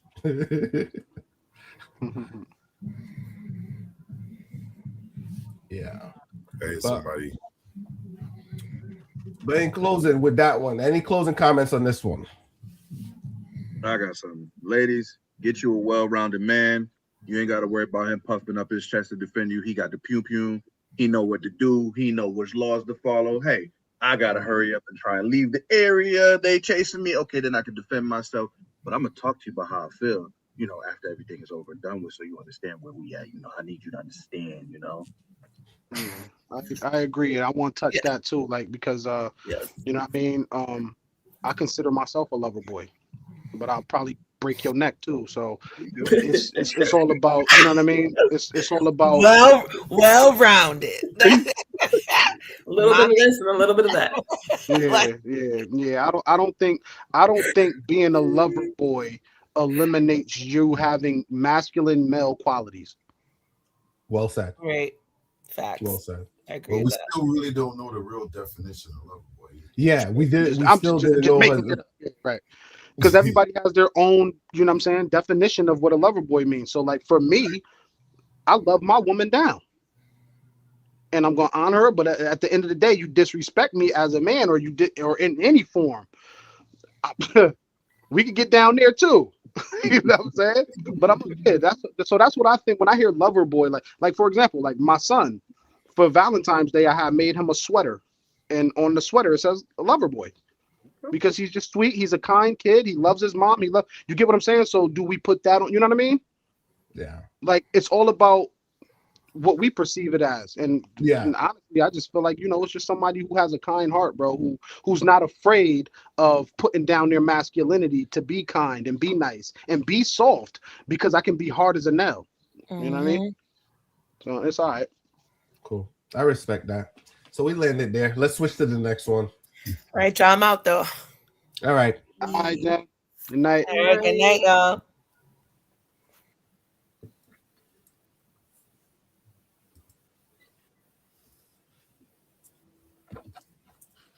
Hey guys, welcome back to another one of my Under the Cover Chronicles. I just had a quick little message. Everybody that you date is not your forever. They're not your all be all, your husband, your wife.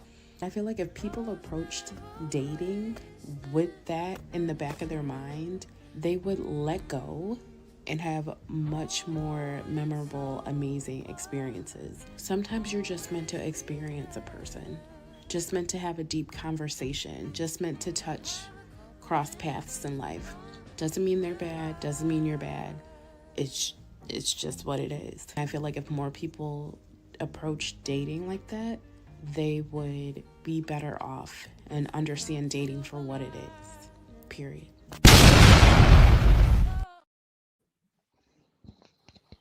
So, is dating with intention or dating with no expectation? Well, the thing is, are you dating to meet people, or are you dating to find people that you want to be with? Because I think that's what it is. Because if you go on a date and you don't think y'all lying, whatever, at that point y'all go y'all separate ways, right? No. But that's what should happen, right? Okay. You go your way, I go my way. It was nice to meet you. It was good, but it didn't work out. But what it seems to be happening is they're connecting a trail and try to keep a relationship with the ones that didn't even work out. And that it works out eventually down the road. Is that what I'm reading? You know how many times that happened, though? That's true. That's what I'm reading, right? I think it's subjective, like as far as because when you're younger and you're dating, you're fucking around. Like, in high school, like I knew the girl that I was dating that I thought I was in love with. I knew we weren't about to get married. You get what I'm saying? So I think that lies somewhere within like where you are as a person and where you are in age. And, if you've been in past relationships or if you've been married and stuff before, and now you're at a point where now I am dating for this, because there's different categories of dating, I feel like, you know what I mean? Because you hear people, You hear people say, "Oh, I'm dating for marriage," or "I'm dating for." You get what I'm saying? So it's all about where you at with it. Okay. Okay. Toya, what you got on this one? I think, Scott, you bring up a very good point. I mean, dating in your 20s versus your 30s versus your 40s, it all looks different. But I do feel like, you know, there's also different layers to it. Like, how long have you been talking to the person, texting them, you know? So now you know that if you're actually going to like on a date and getting closer, you know, you're probably going to just like have more in-depth conversations. You know, I think on one of the episodes we did before, we talked about like what are the things you mention on the first date versus what you know. So I don't know. Dating with intention versus no intention. It all depends. Okay. Because I was going to bring it back. I was going to bring it back to the center because she said if you're dating, right, it shouldn't be well, I can't remember her words verbatim, but it shouldn't be anything like it shouldn't be oh man, I can't remember her words. Dating with expectations. Well, not expectation. It shouldn't be any drama to it or any. It should be easy, kind of like carefree. So that's where she's kind of leading into is like going on a date should be kind of more carefree, right? Where you just kind of go, you feel out the person, and you build a bond. You know, that type of thing. We're adding to it a little bit. I think so, right? So, and that's where P came in and he kind of clarified because it's like, yo, you know, that's why he stated what he stated, you know. So if you're dating without any intention, it's a hookup culture. That's hookup culture. I feel like though you should go on a date, still not expect anything, allow things to flow naturally. Allow the chemical bonds to form if they're there. You know what I'm saying? Okay, I agree, and that's kind of that same sentiment. But that's what she's saying. You just kind of date carefree without any, not carefree, but she's using the word more in the sense of with no expectation, where you get to understand the person, but it's no lines are being laid out. There's nothing is being laid out. If it happens, it happens. That type of thing. Would you really want to be on a date like that? On a date or in a dating situation, like we've seen the person multiple times. Well, if you don't have any expectation on it or no time limit, it doesn't matter. No, after a while, I'm gonna get a little like, okay, what's going on? See, so you see, your subconscious kick in because if after a while, but initially, I'm not gonna be like, all right, I need to find my husband. Let's get to it. And then it's putting pressure on yourself too. Right. Yeah, no pressure. That was the thing. No pressure. Dating with no pressure. That was it right there. Dating with no pressure. You go into a relationship or you go on a date and I'm like, all right, bro, I'm looking for my wife. Now you are looking for all the qualities that you desire in this person that you just met. Right. You done. That shit is not gonna work. I agree. Because I have a clip. I don't have it on this panel, but I did have a clip where a lady. Oh, we had that two episodes ago where the lady, she was going on a date and telling them, "Oh, I'm looking for a husband and I need 7 kids." Yeah, that's what I was talking about. Yeah, roasted her. Oh no! But she was honest. She laid it all out right up front. Told him what she wanted, how many kids, everything. And he was like, "I'm out of here." Scared him right away. Yep. Mm-hmm.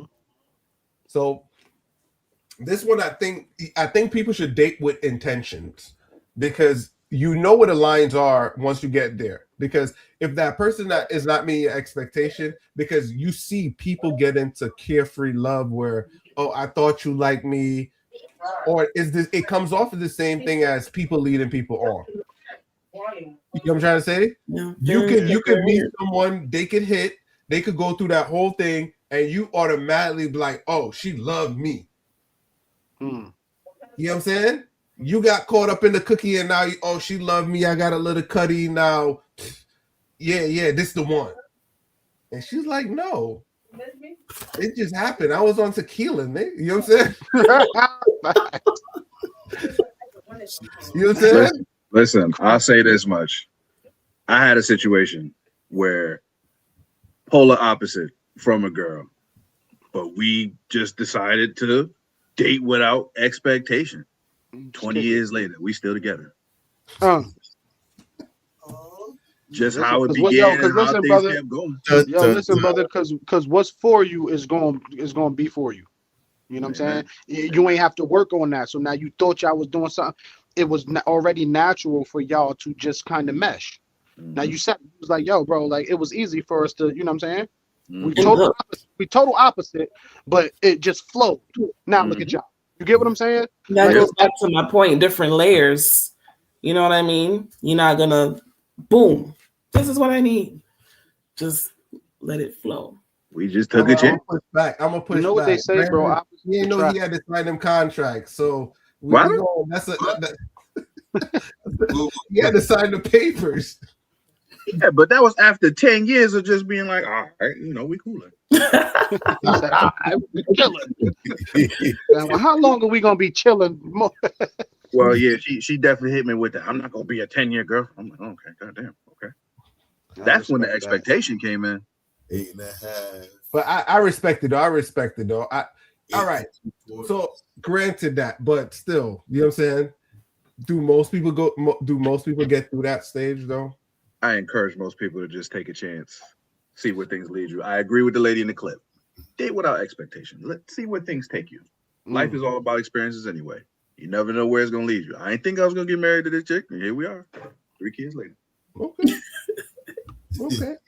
I respect that. God bless you. Know what I'm saying? I respect that. And you're committed to that. So I respect that. You know, so I guess it's true. I guess she got somebody to her point. So I was thinking the opposite. I think you should date with intentions, but it all depends on your age. I think when he started, I think you were young, like you were in high school. Yeah. Yep. So that makes sense. It falls into that category of your age. But I think at a certain point, you're not picking up and dating carefree.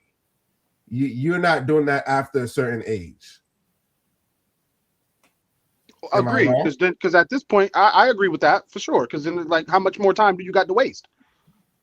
Unless you want to be alone and live that lifestyle, but like everybody wants somebody at some point. So I feel like after you 30, if you ain't living the bachelor or bachelorette life after 30, dude, listen, you ain't got more time. Because then if you invest 5 years after that getting to know somebody or moving in, because then you got to live with somebody. You got to know how y'all work living together.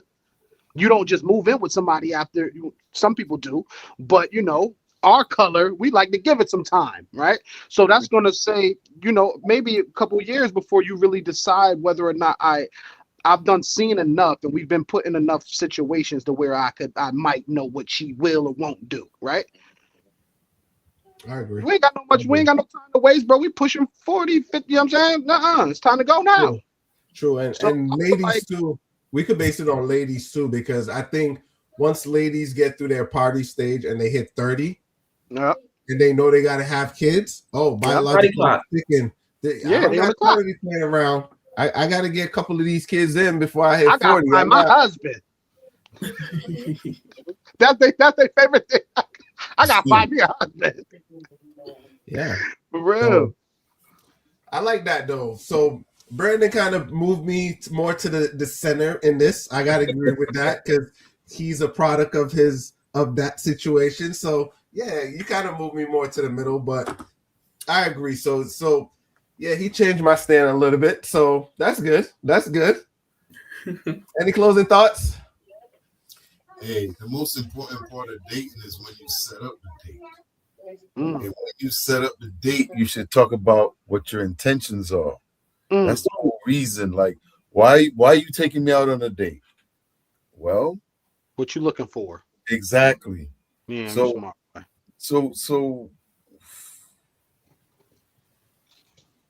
y'all got to have a conversation. People, it's about communication, pretty much. Talk to him, P. What? Say it again.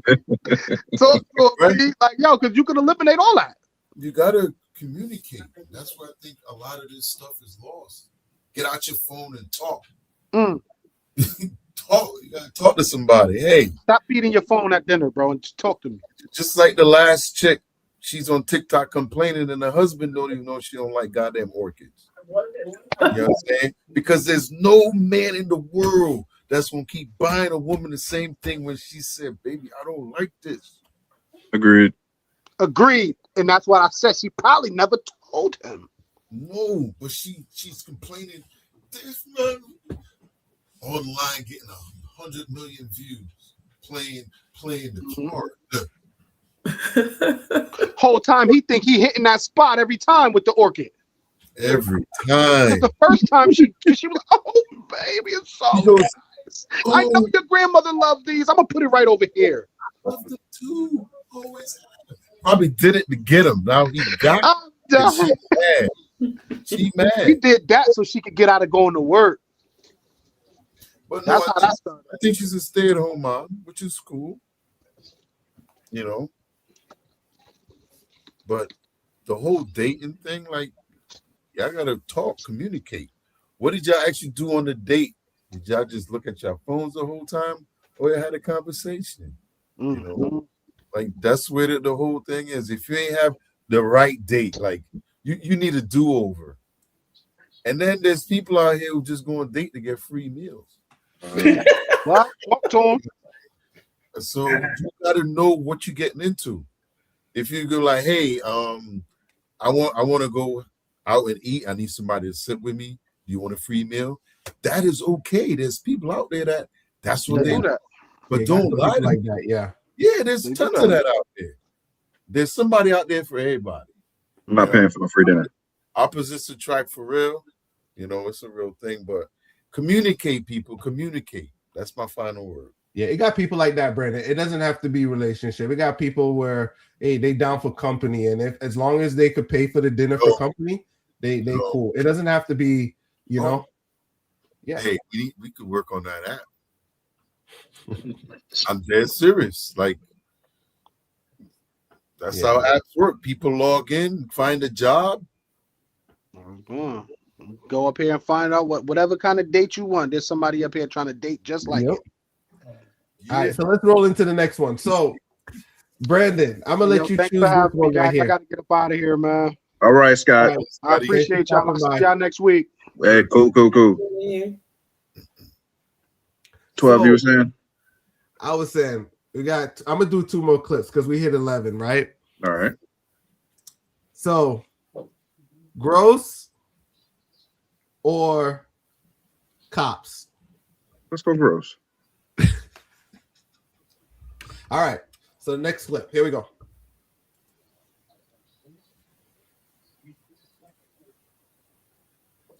This her daddy, y'all. This her daddy. Look. That's weird. That's weird. Her daddy don't like it. Wash your own stuff and smell your own stuff then. I don't wash them. And you're super nasty then. Like, what are you doing? Well, weird. Like, the thing is, It's so weird. It's so weird. No, that's weird. Love the smell of your underwear. Look, honestly, you need to go see a doctor behind something like that. Like, I'm super upset about this. I understand, but you know, you're still my dad, and I'm returning every. He shook his head. He ain't messing with that. You said you need help, and I'm your father. So look, let me show you You're not supposed to something. be doing that. No, I don't want to see nothing no more. She's a I was sicko, trying bro. to figure out where all my underwear's going. And then you say you smelling, you sniffing my underwear? Only the front part. Only not the front back. part? Yeah. Like, how is you smelling my used underwear? Well, it makes me literally feel comfortable. Like.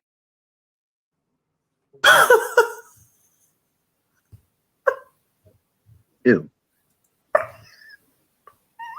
In the front part? What is going on? I mean, any part. Jesus Christ. I would play the other video, but I know it's gonna get copyright because this shit is crazy. I have the other video of her walking around just sniffing them junks. I'm talking, she's doing it in public, just walk like it. I'm trying to rationalize it, Lord. I can't. Because her dad not he not dead. So, and he ain't know too, yo. That's the part that hurt, is not knowing too. What do you do if you find out something like this? It's like therapy. Right. What is therapy gonna do? She got some deep-rooted issues. Exactly. You got to get to the root of that. It's just, she said when she sniffs it, she gets some kind of comfort. And not the back part, the front part. The front part. That's a little more disturbing. I mean, it's all disturbing. She wants the true pheromones. There's something psychologically wrong. Yes, there is. Yeah. The only thing I can say, he should have been a little more compassionate. It is disgusting, absolutely. But number one, you're on TV out here exposing yourself, sniffing my underwear. But number two, it's just like, yo, you just coming down a little too hard on her. If it was behind closed doors, yeah. But you know, hey, we should go to therapy and get to the root of this, because this is not normal. There's ways to talk to the people. You go get that girl even more of a complex. You out here sniffing drawers. Who knows what comes next now that you're getting denial from your father? Nah, I disagree. No? I disagree. Man, I'm telling to her face, you nasty. Somebody need to tell it to her face. She delusional. She's smelling where you pee at in your pants. Yes, and I agree. That's her father. Yes. This is sick. It is sick. And how do you treat the mentally ill, the psychologically ill? We start off with some therapy. We'll go together. This right here, man. Now, something had to happen at some point to her. She went through some type of catastrophic thing in her life. Yeah. Something derailed her, and that pheromone or whatever she's inhaling is what gave her comfort in her worst time. So I don't know what happened. Maybe it was a situation where something happened while he was doing something and she smelt it in the room when she came in, and he could have been with the mom or the significant other, and for some reason that smell brings her, but she takes his underwears though, unwashed, right? So number one, how you got access to my unwashed underwear? Are we living together? Like, what's going on? How old was the girl? They don't really show her. I mean, she's an adult, but her father don't look too old herself. Because that's not normal at all.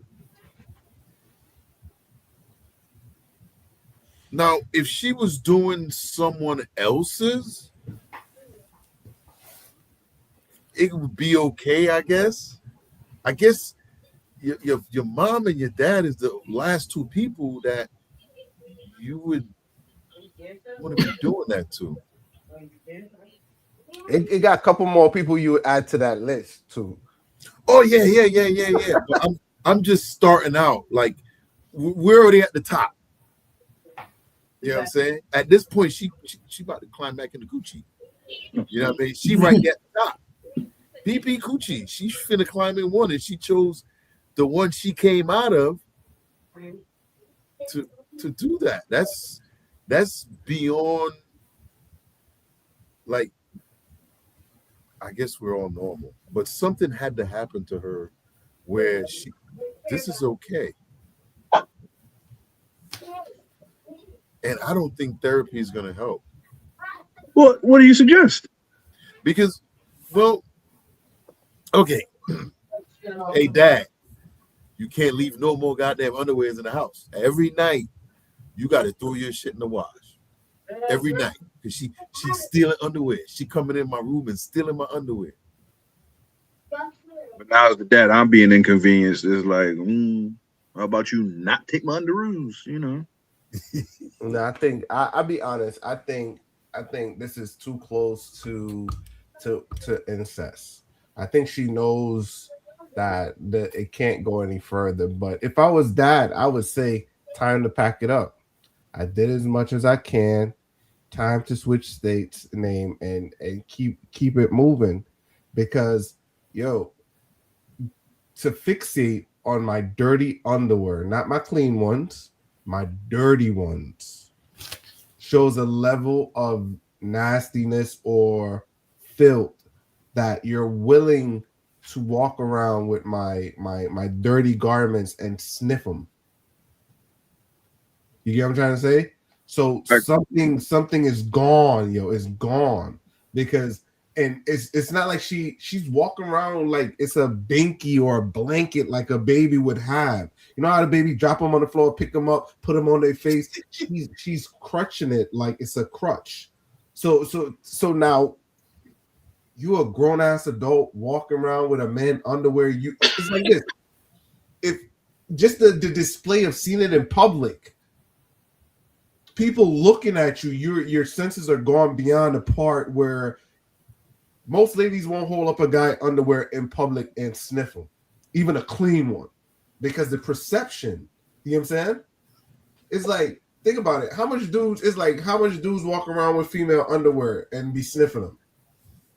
That's more likely to see, but they won't be walking around with them. But I know, like in some vending machines, like in Japan, they sell female underwears in the vending machines. True.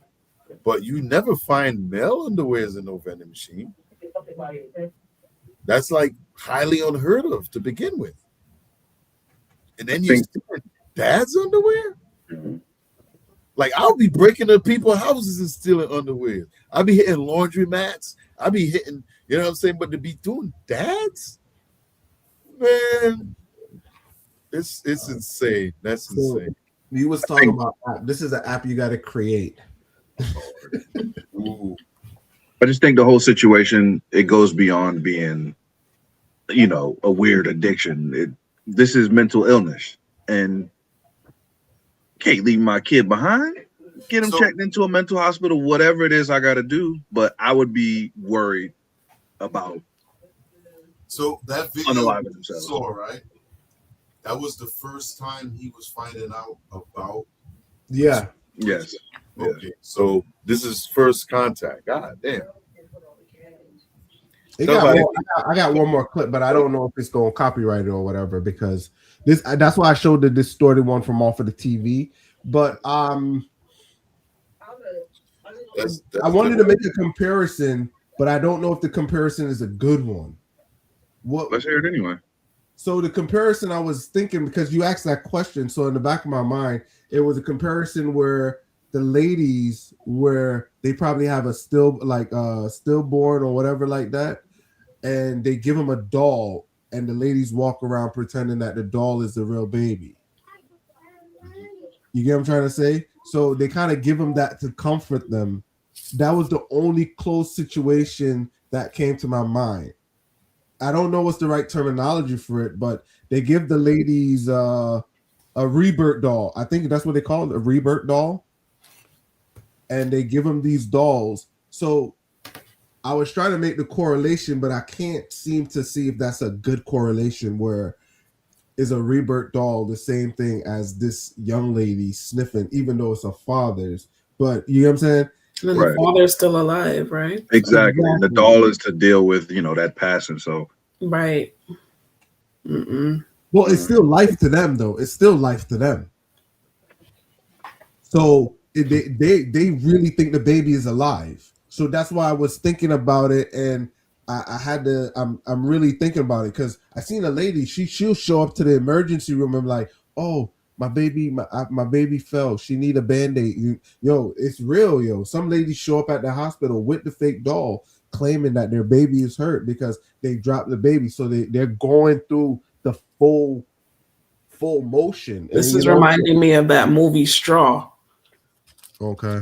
I haven't seen that one. I don't know if you guys seen it with Taraji. If you haven't seen it, you should. I'm sorry. I saw that. Nice. Go ahead, Troy. 12, I recommend it. Reborn doll. I seen it. That was the one she was thinking that everything happened and the baby and all of that. Yeah. I seen it. I seen it when it came. I seen it. I just didn't remember the name. Damn. Thank you for that in the chat. Reborn dolls. Okay. Yeah. So yeah, those how do dolls you look help real. it? They look well from what I can see on TikTok. They look real. Yep, they do. And people make like you got people on TikTok. They making money off of that, and people they walk around with these dolls pretending. So I understand.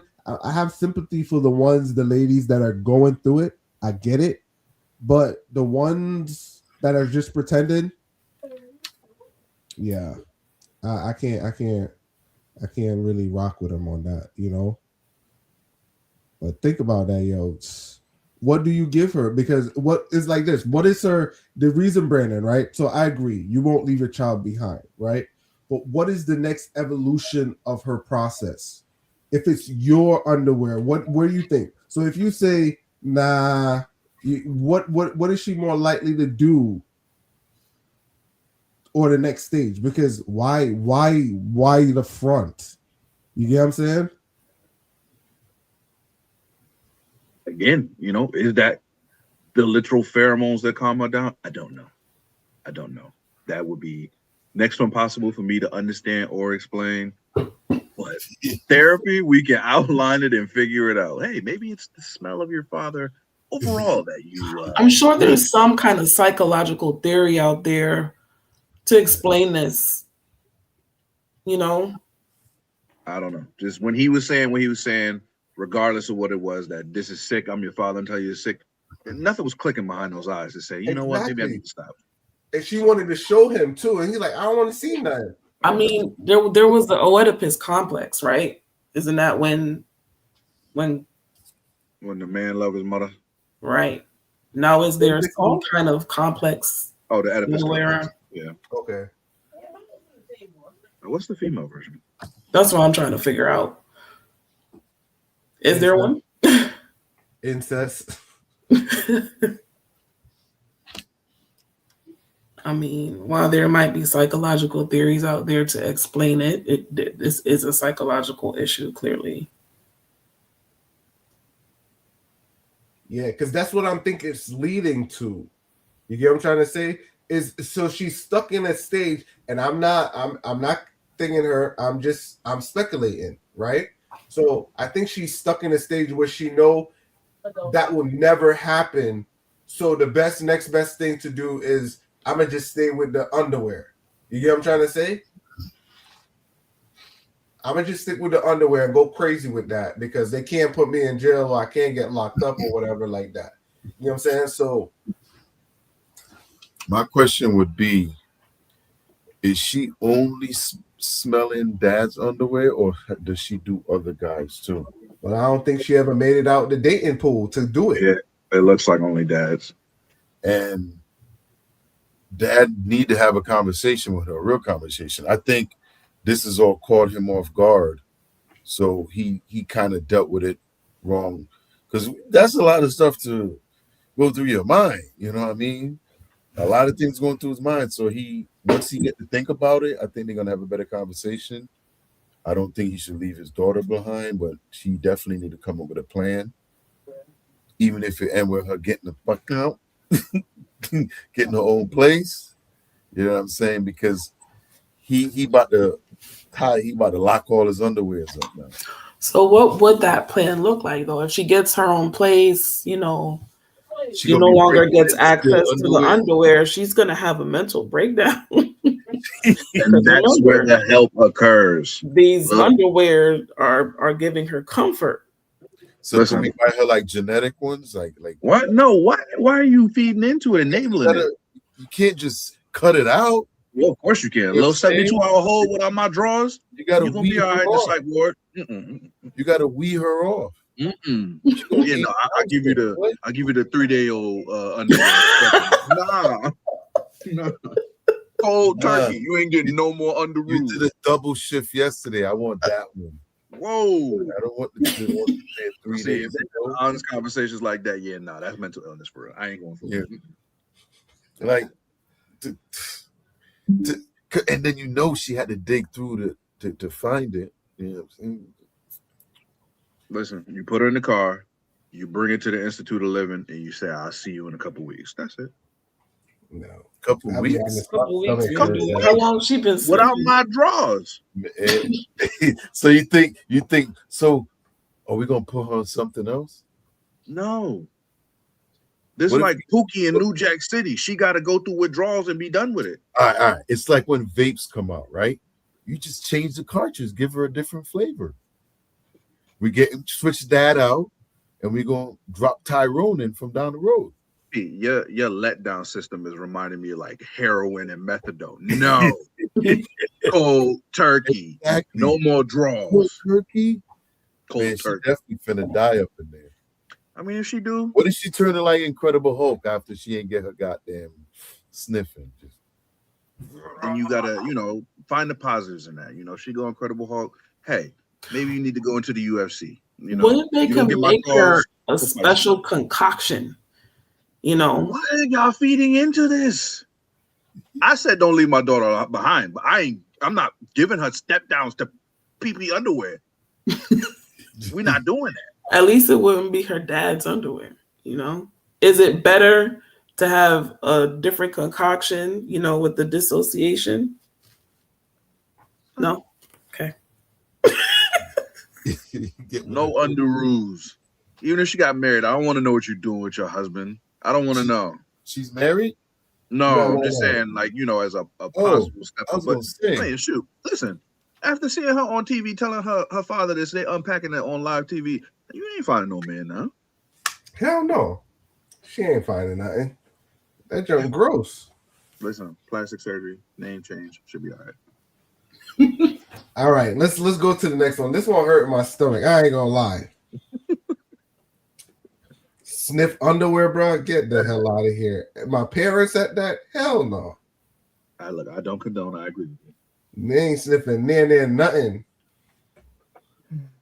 All right, so let's go to this one. This should be the last one. Let's get it.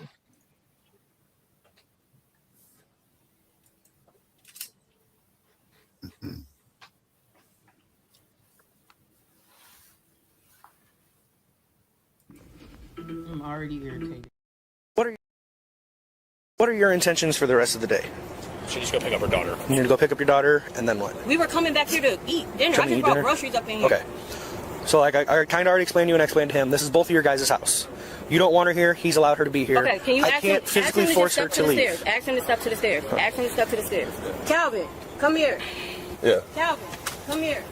Hey, do you want to talk to her or no? No, he doesn't. Well, Calvin, come let me here. answer. He said no. I want to hear from him. Hey, Kev. Do you want to talk to her or no, Kel? Let you go there. Calvin, come here. You don't have. Do you want to talk to her or no? Yes. Calvin, tell them you want her out of here. She can go where she needs to go right now. She can't go there till 6. I don't give a f if she walks to the f. Tell them she has to leave out of here right now. Calvin. I will never come back in this motherfucker, and I will fight you tooth and nail, and I will never come back in here. Tell this she gotta go. Tell her she gotta go. If you don't say it right now, I'm not coming back here. If you don't say it right now, I'm not coming back here. If you don't say it right now, I'm not coming back. Stop. This isn't. Let them talk. Got you. I don't want her here ever again. I'm finna give you all this time. Now I'm finna go. That's all I'm saying. Get out. Now you have to go. Where you going to? Eventually. Where are we going to? I said I'm finna be going to. Okay. Go ahead, Calvin. Go. You got Savannah. Go for it. Say no. Just tell the cops no, so we can figure it out. We'll talk to each other. Tell the cops no. That's all they Listen, yeah, listen. Hey, she gotta go. Savannah. No, that's all they want here. They want here now. Savannah. We'll figure it out. We'll figure it out. No. Savannah, just grab a coat, grab your shoes. Let's get moving. He just for a said. couple hours, and you can come back. No, and I'm gonna go. And you're coming with me to them. Because the cops just sat there and said that if you say no to you being here, they're gonna kick me out. Savannah, just grab your stuff. You guys can reconvene later. He just said no. You're telling him what to do. Okay, you're being narcissistic right now. Go ahead. Do you want me to leave? Just go. Let things cool off Go a for a little bit. couple hours. Do you want me to leave? Try it again later. Calvin, I want her banned from this house. I don't want her here because we will be here. I don't want her here. This is stupid. This should have been avoided because she should have never came here. What I can suggest to you tomorrow, go to the courthouse and try and file for an emergency order of protection against her. Okay. This is your address. If you don't want her here, if they grant the order of protection she served, she's not allowed back here. Okay. If she does come back here at that point, then there's criminal charges. Okay. My only thing is, like, even right now, she in there.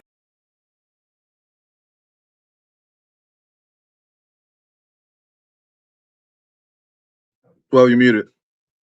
So that was that clip. So we're assuming that he's a judge because he says he's a judge. How do you handle the situation where you're a judge? And I don't think I'm gonna leave my thoughts out of it, my opinions. How would you handle the situation? He was a judge? Yeah. So who was she? Was that his daughter or something that showed No, up? that was his looked like a side. Looked like he was in the house with a side chick. So the chick came to drain the. You muted, Toya. Saying good night, shutting it down. Thanks for having me on the show. Thanks for being here, Toya. Thanks for having me. Yeah, so it looked like he was in the house with his side chick. That's his wife. And he wanted to go out. But that's what the thing is, though. They were saying that one of the females made a threat because her father's a judge. So I'm like, ooh, who's the judge? So I think he's a judge. The guy?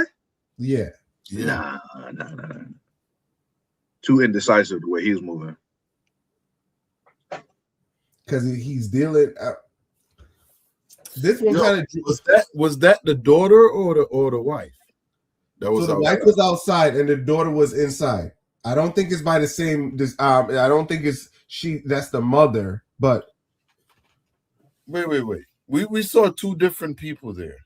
One is the girlfriend. One is the daughter. Was that his daughter or his wife? Say it again. The black girl that was outside, was that his daughter or his wife? Wife or girlfriend. But both their name on the house, so I think that's. I don't know if it could be girlfriend with those authorities that she came with. No, because they bought their names on the house. So you think they bought the house together? Yeah, they bought the house together. So let's call her wife. Let's call it his wife. Right. They had to have some type of, because you can't just walk over there and say, "Nah, I want her out the house," even if that's his problem. That's his business. So I'm assuming she went over there to drain him of his resources, and because it's quite obvious that they're not together, right? No, they're together. This is daughter. So it's wife and daughter are beefing, not from the same mother. So that's his daughter from another woman. It seems like it because it can't be the mother, because the mother wouldn't call her daughter a bitch like that. Because he said, "I want that bitch gone." So you can see it's not the same mother. He said that's his daughter.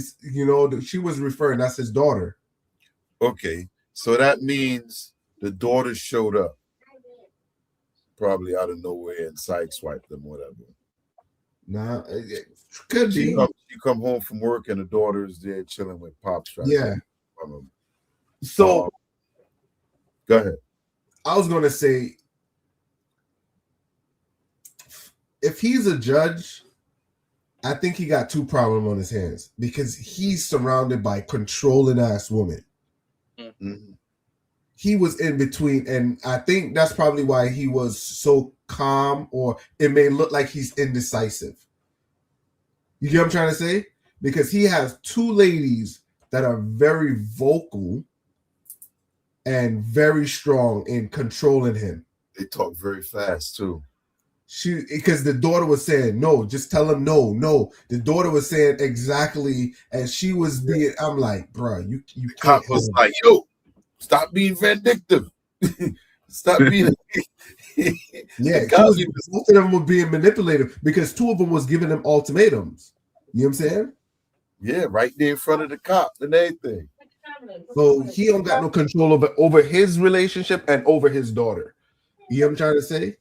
And I kind of get it where he didn't want to kick out his daughter, but at the end of the day, you know what I'm saying? What do you think she done for her to be like, "Yo, you need to get out"? It's one of those things where you do see in relationships where the kids try to get in between the relationship. and you could tell that's exactly what that is. Right. So she showed up with intentions. Yeah, with bad intentions, I should say. Because and you could tell some father is like this. Some girls know how to get under or get through to their parent, so they know the right things to say, the right thing to do, because it's his daughter. You know what I'm saying? So he didn't want to kick her out, but you know what I'm saying? She had a level where she could go in that house and tell him what to do when it's a share house with his wife. You know what I'm saying? So exactly. She's very deceiving too at a certain level. You know what I'm saying? So yeah, and it goes on. This one is more like a 10-minute video. So I was like, whoa, this one is crazy. What's your thought on this one, Brandon? Just I don't know. Listen, everything can be communicated. It's an ugly situation, but I mean, for this man to be caught in the middle like that and to not be able to speak either way, that's just ugly. That's just ugly. I wish I knew the whole story. Like, even as we was talking, I was trying to look into it, but I've seen a video 25 minutes about this whole thing. So it must have been drawn out. But you got to be able to communicate no matter who you with. People got to be able to accept other people's kids. And whatever your issues is, you got to be able to work it out. You a family, work it out one way or the other. I agree with that. So we'll land with this one because this one was whew, when I seen this one, I was like, sure, I ain't gonna have my daughter control me, and sure as hell ain't no lady telling me to kick out my daughter like that. We could bring this down to a calm level, and you know what I'm saying? That's what I'm saying. How bad does it have to get to this level where exactly telling them to remove her? You know what I mean? So she came with a plan, probably to try to kick them out and take the house. All kind of, man, kids do all kind of crazy shit. Yeah, you got to lay it down. They feel entitled, like because they got money, because you got money, they got money. Yeah, I mean, no, I'm rich, not you. Yeah, you know, but it's a bad situation though, because I guess us as parents, we see that in a whole different way because we care about our kids, our daughters. You know what I mean? So that right there is something that you don't ever see happening. You know? Yeah. It's probably seen. I could assume that seemed like his only daughter too. So it's like if it's your only child, your only one daughter that you got, you're way more invested. You know what I'm saying? Because now it's like, oh, you know, it's me, Dad. It's, you know what I'm saying? For real. You know what I'm saying? So you're gonna be, you know, because he ain't want to kick her out. You know what I'm saying? Exactly. You want to protect her as best you can. Exactly. But she had too much leverage on the situation. Yo, it's like this. That's I think two of them could see the situation where, yo, you pipe down. This is where I live. This is who you got to respect, and that respect got to be there. You think she disrespected her somehow? Yeah, she had no respect for her to say no, Dad. If I leave, no, it's too much manipulating going on. Yo, you remember when the cops were in the house? She was like, "Tell her leave. Just tell her leave." Nah, that's gone. That's way. You're telling me a house that me and a lady have built, my kids telling me to kick her out? Man, get the hell out of here. You ain't paying no bills. Here's the thing. That's what I'm saying. We need more context. Like, do you know for a fact that they're together? That's his wife? Yeah, I can play at the top of the video. You know what I'm saying? Because no, I'm just trying to, because I only got a snippet, really, if you think about it. So I'm trying to think about it, like how we know this woman ain't the one doing the manipulating, and the daughter is like finding out some Good stuff. Point. And Good point. And then, because think about it, right? Every time, like say Dad gets in a new relationship, he meets somebody else. That's his daughter from his past relationship. So he's probably like, hey, Dad, this is what she's doing when you're not here. This is what's going on.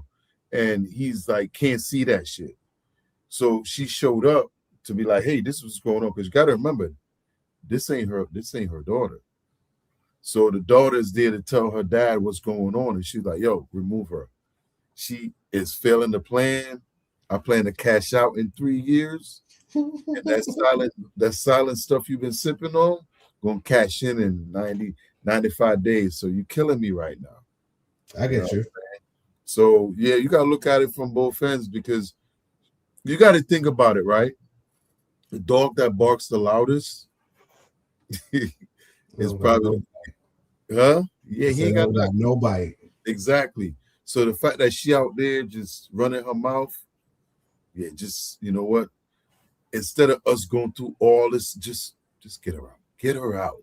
Get her out of here. Just send her to jail, lock her up for a while, so I can finish my plan. Yeah, I'm saying. So I'm gonna go on that side for now. I kind of like his stance. I can see that too.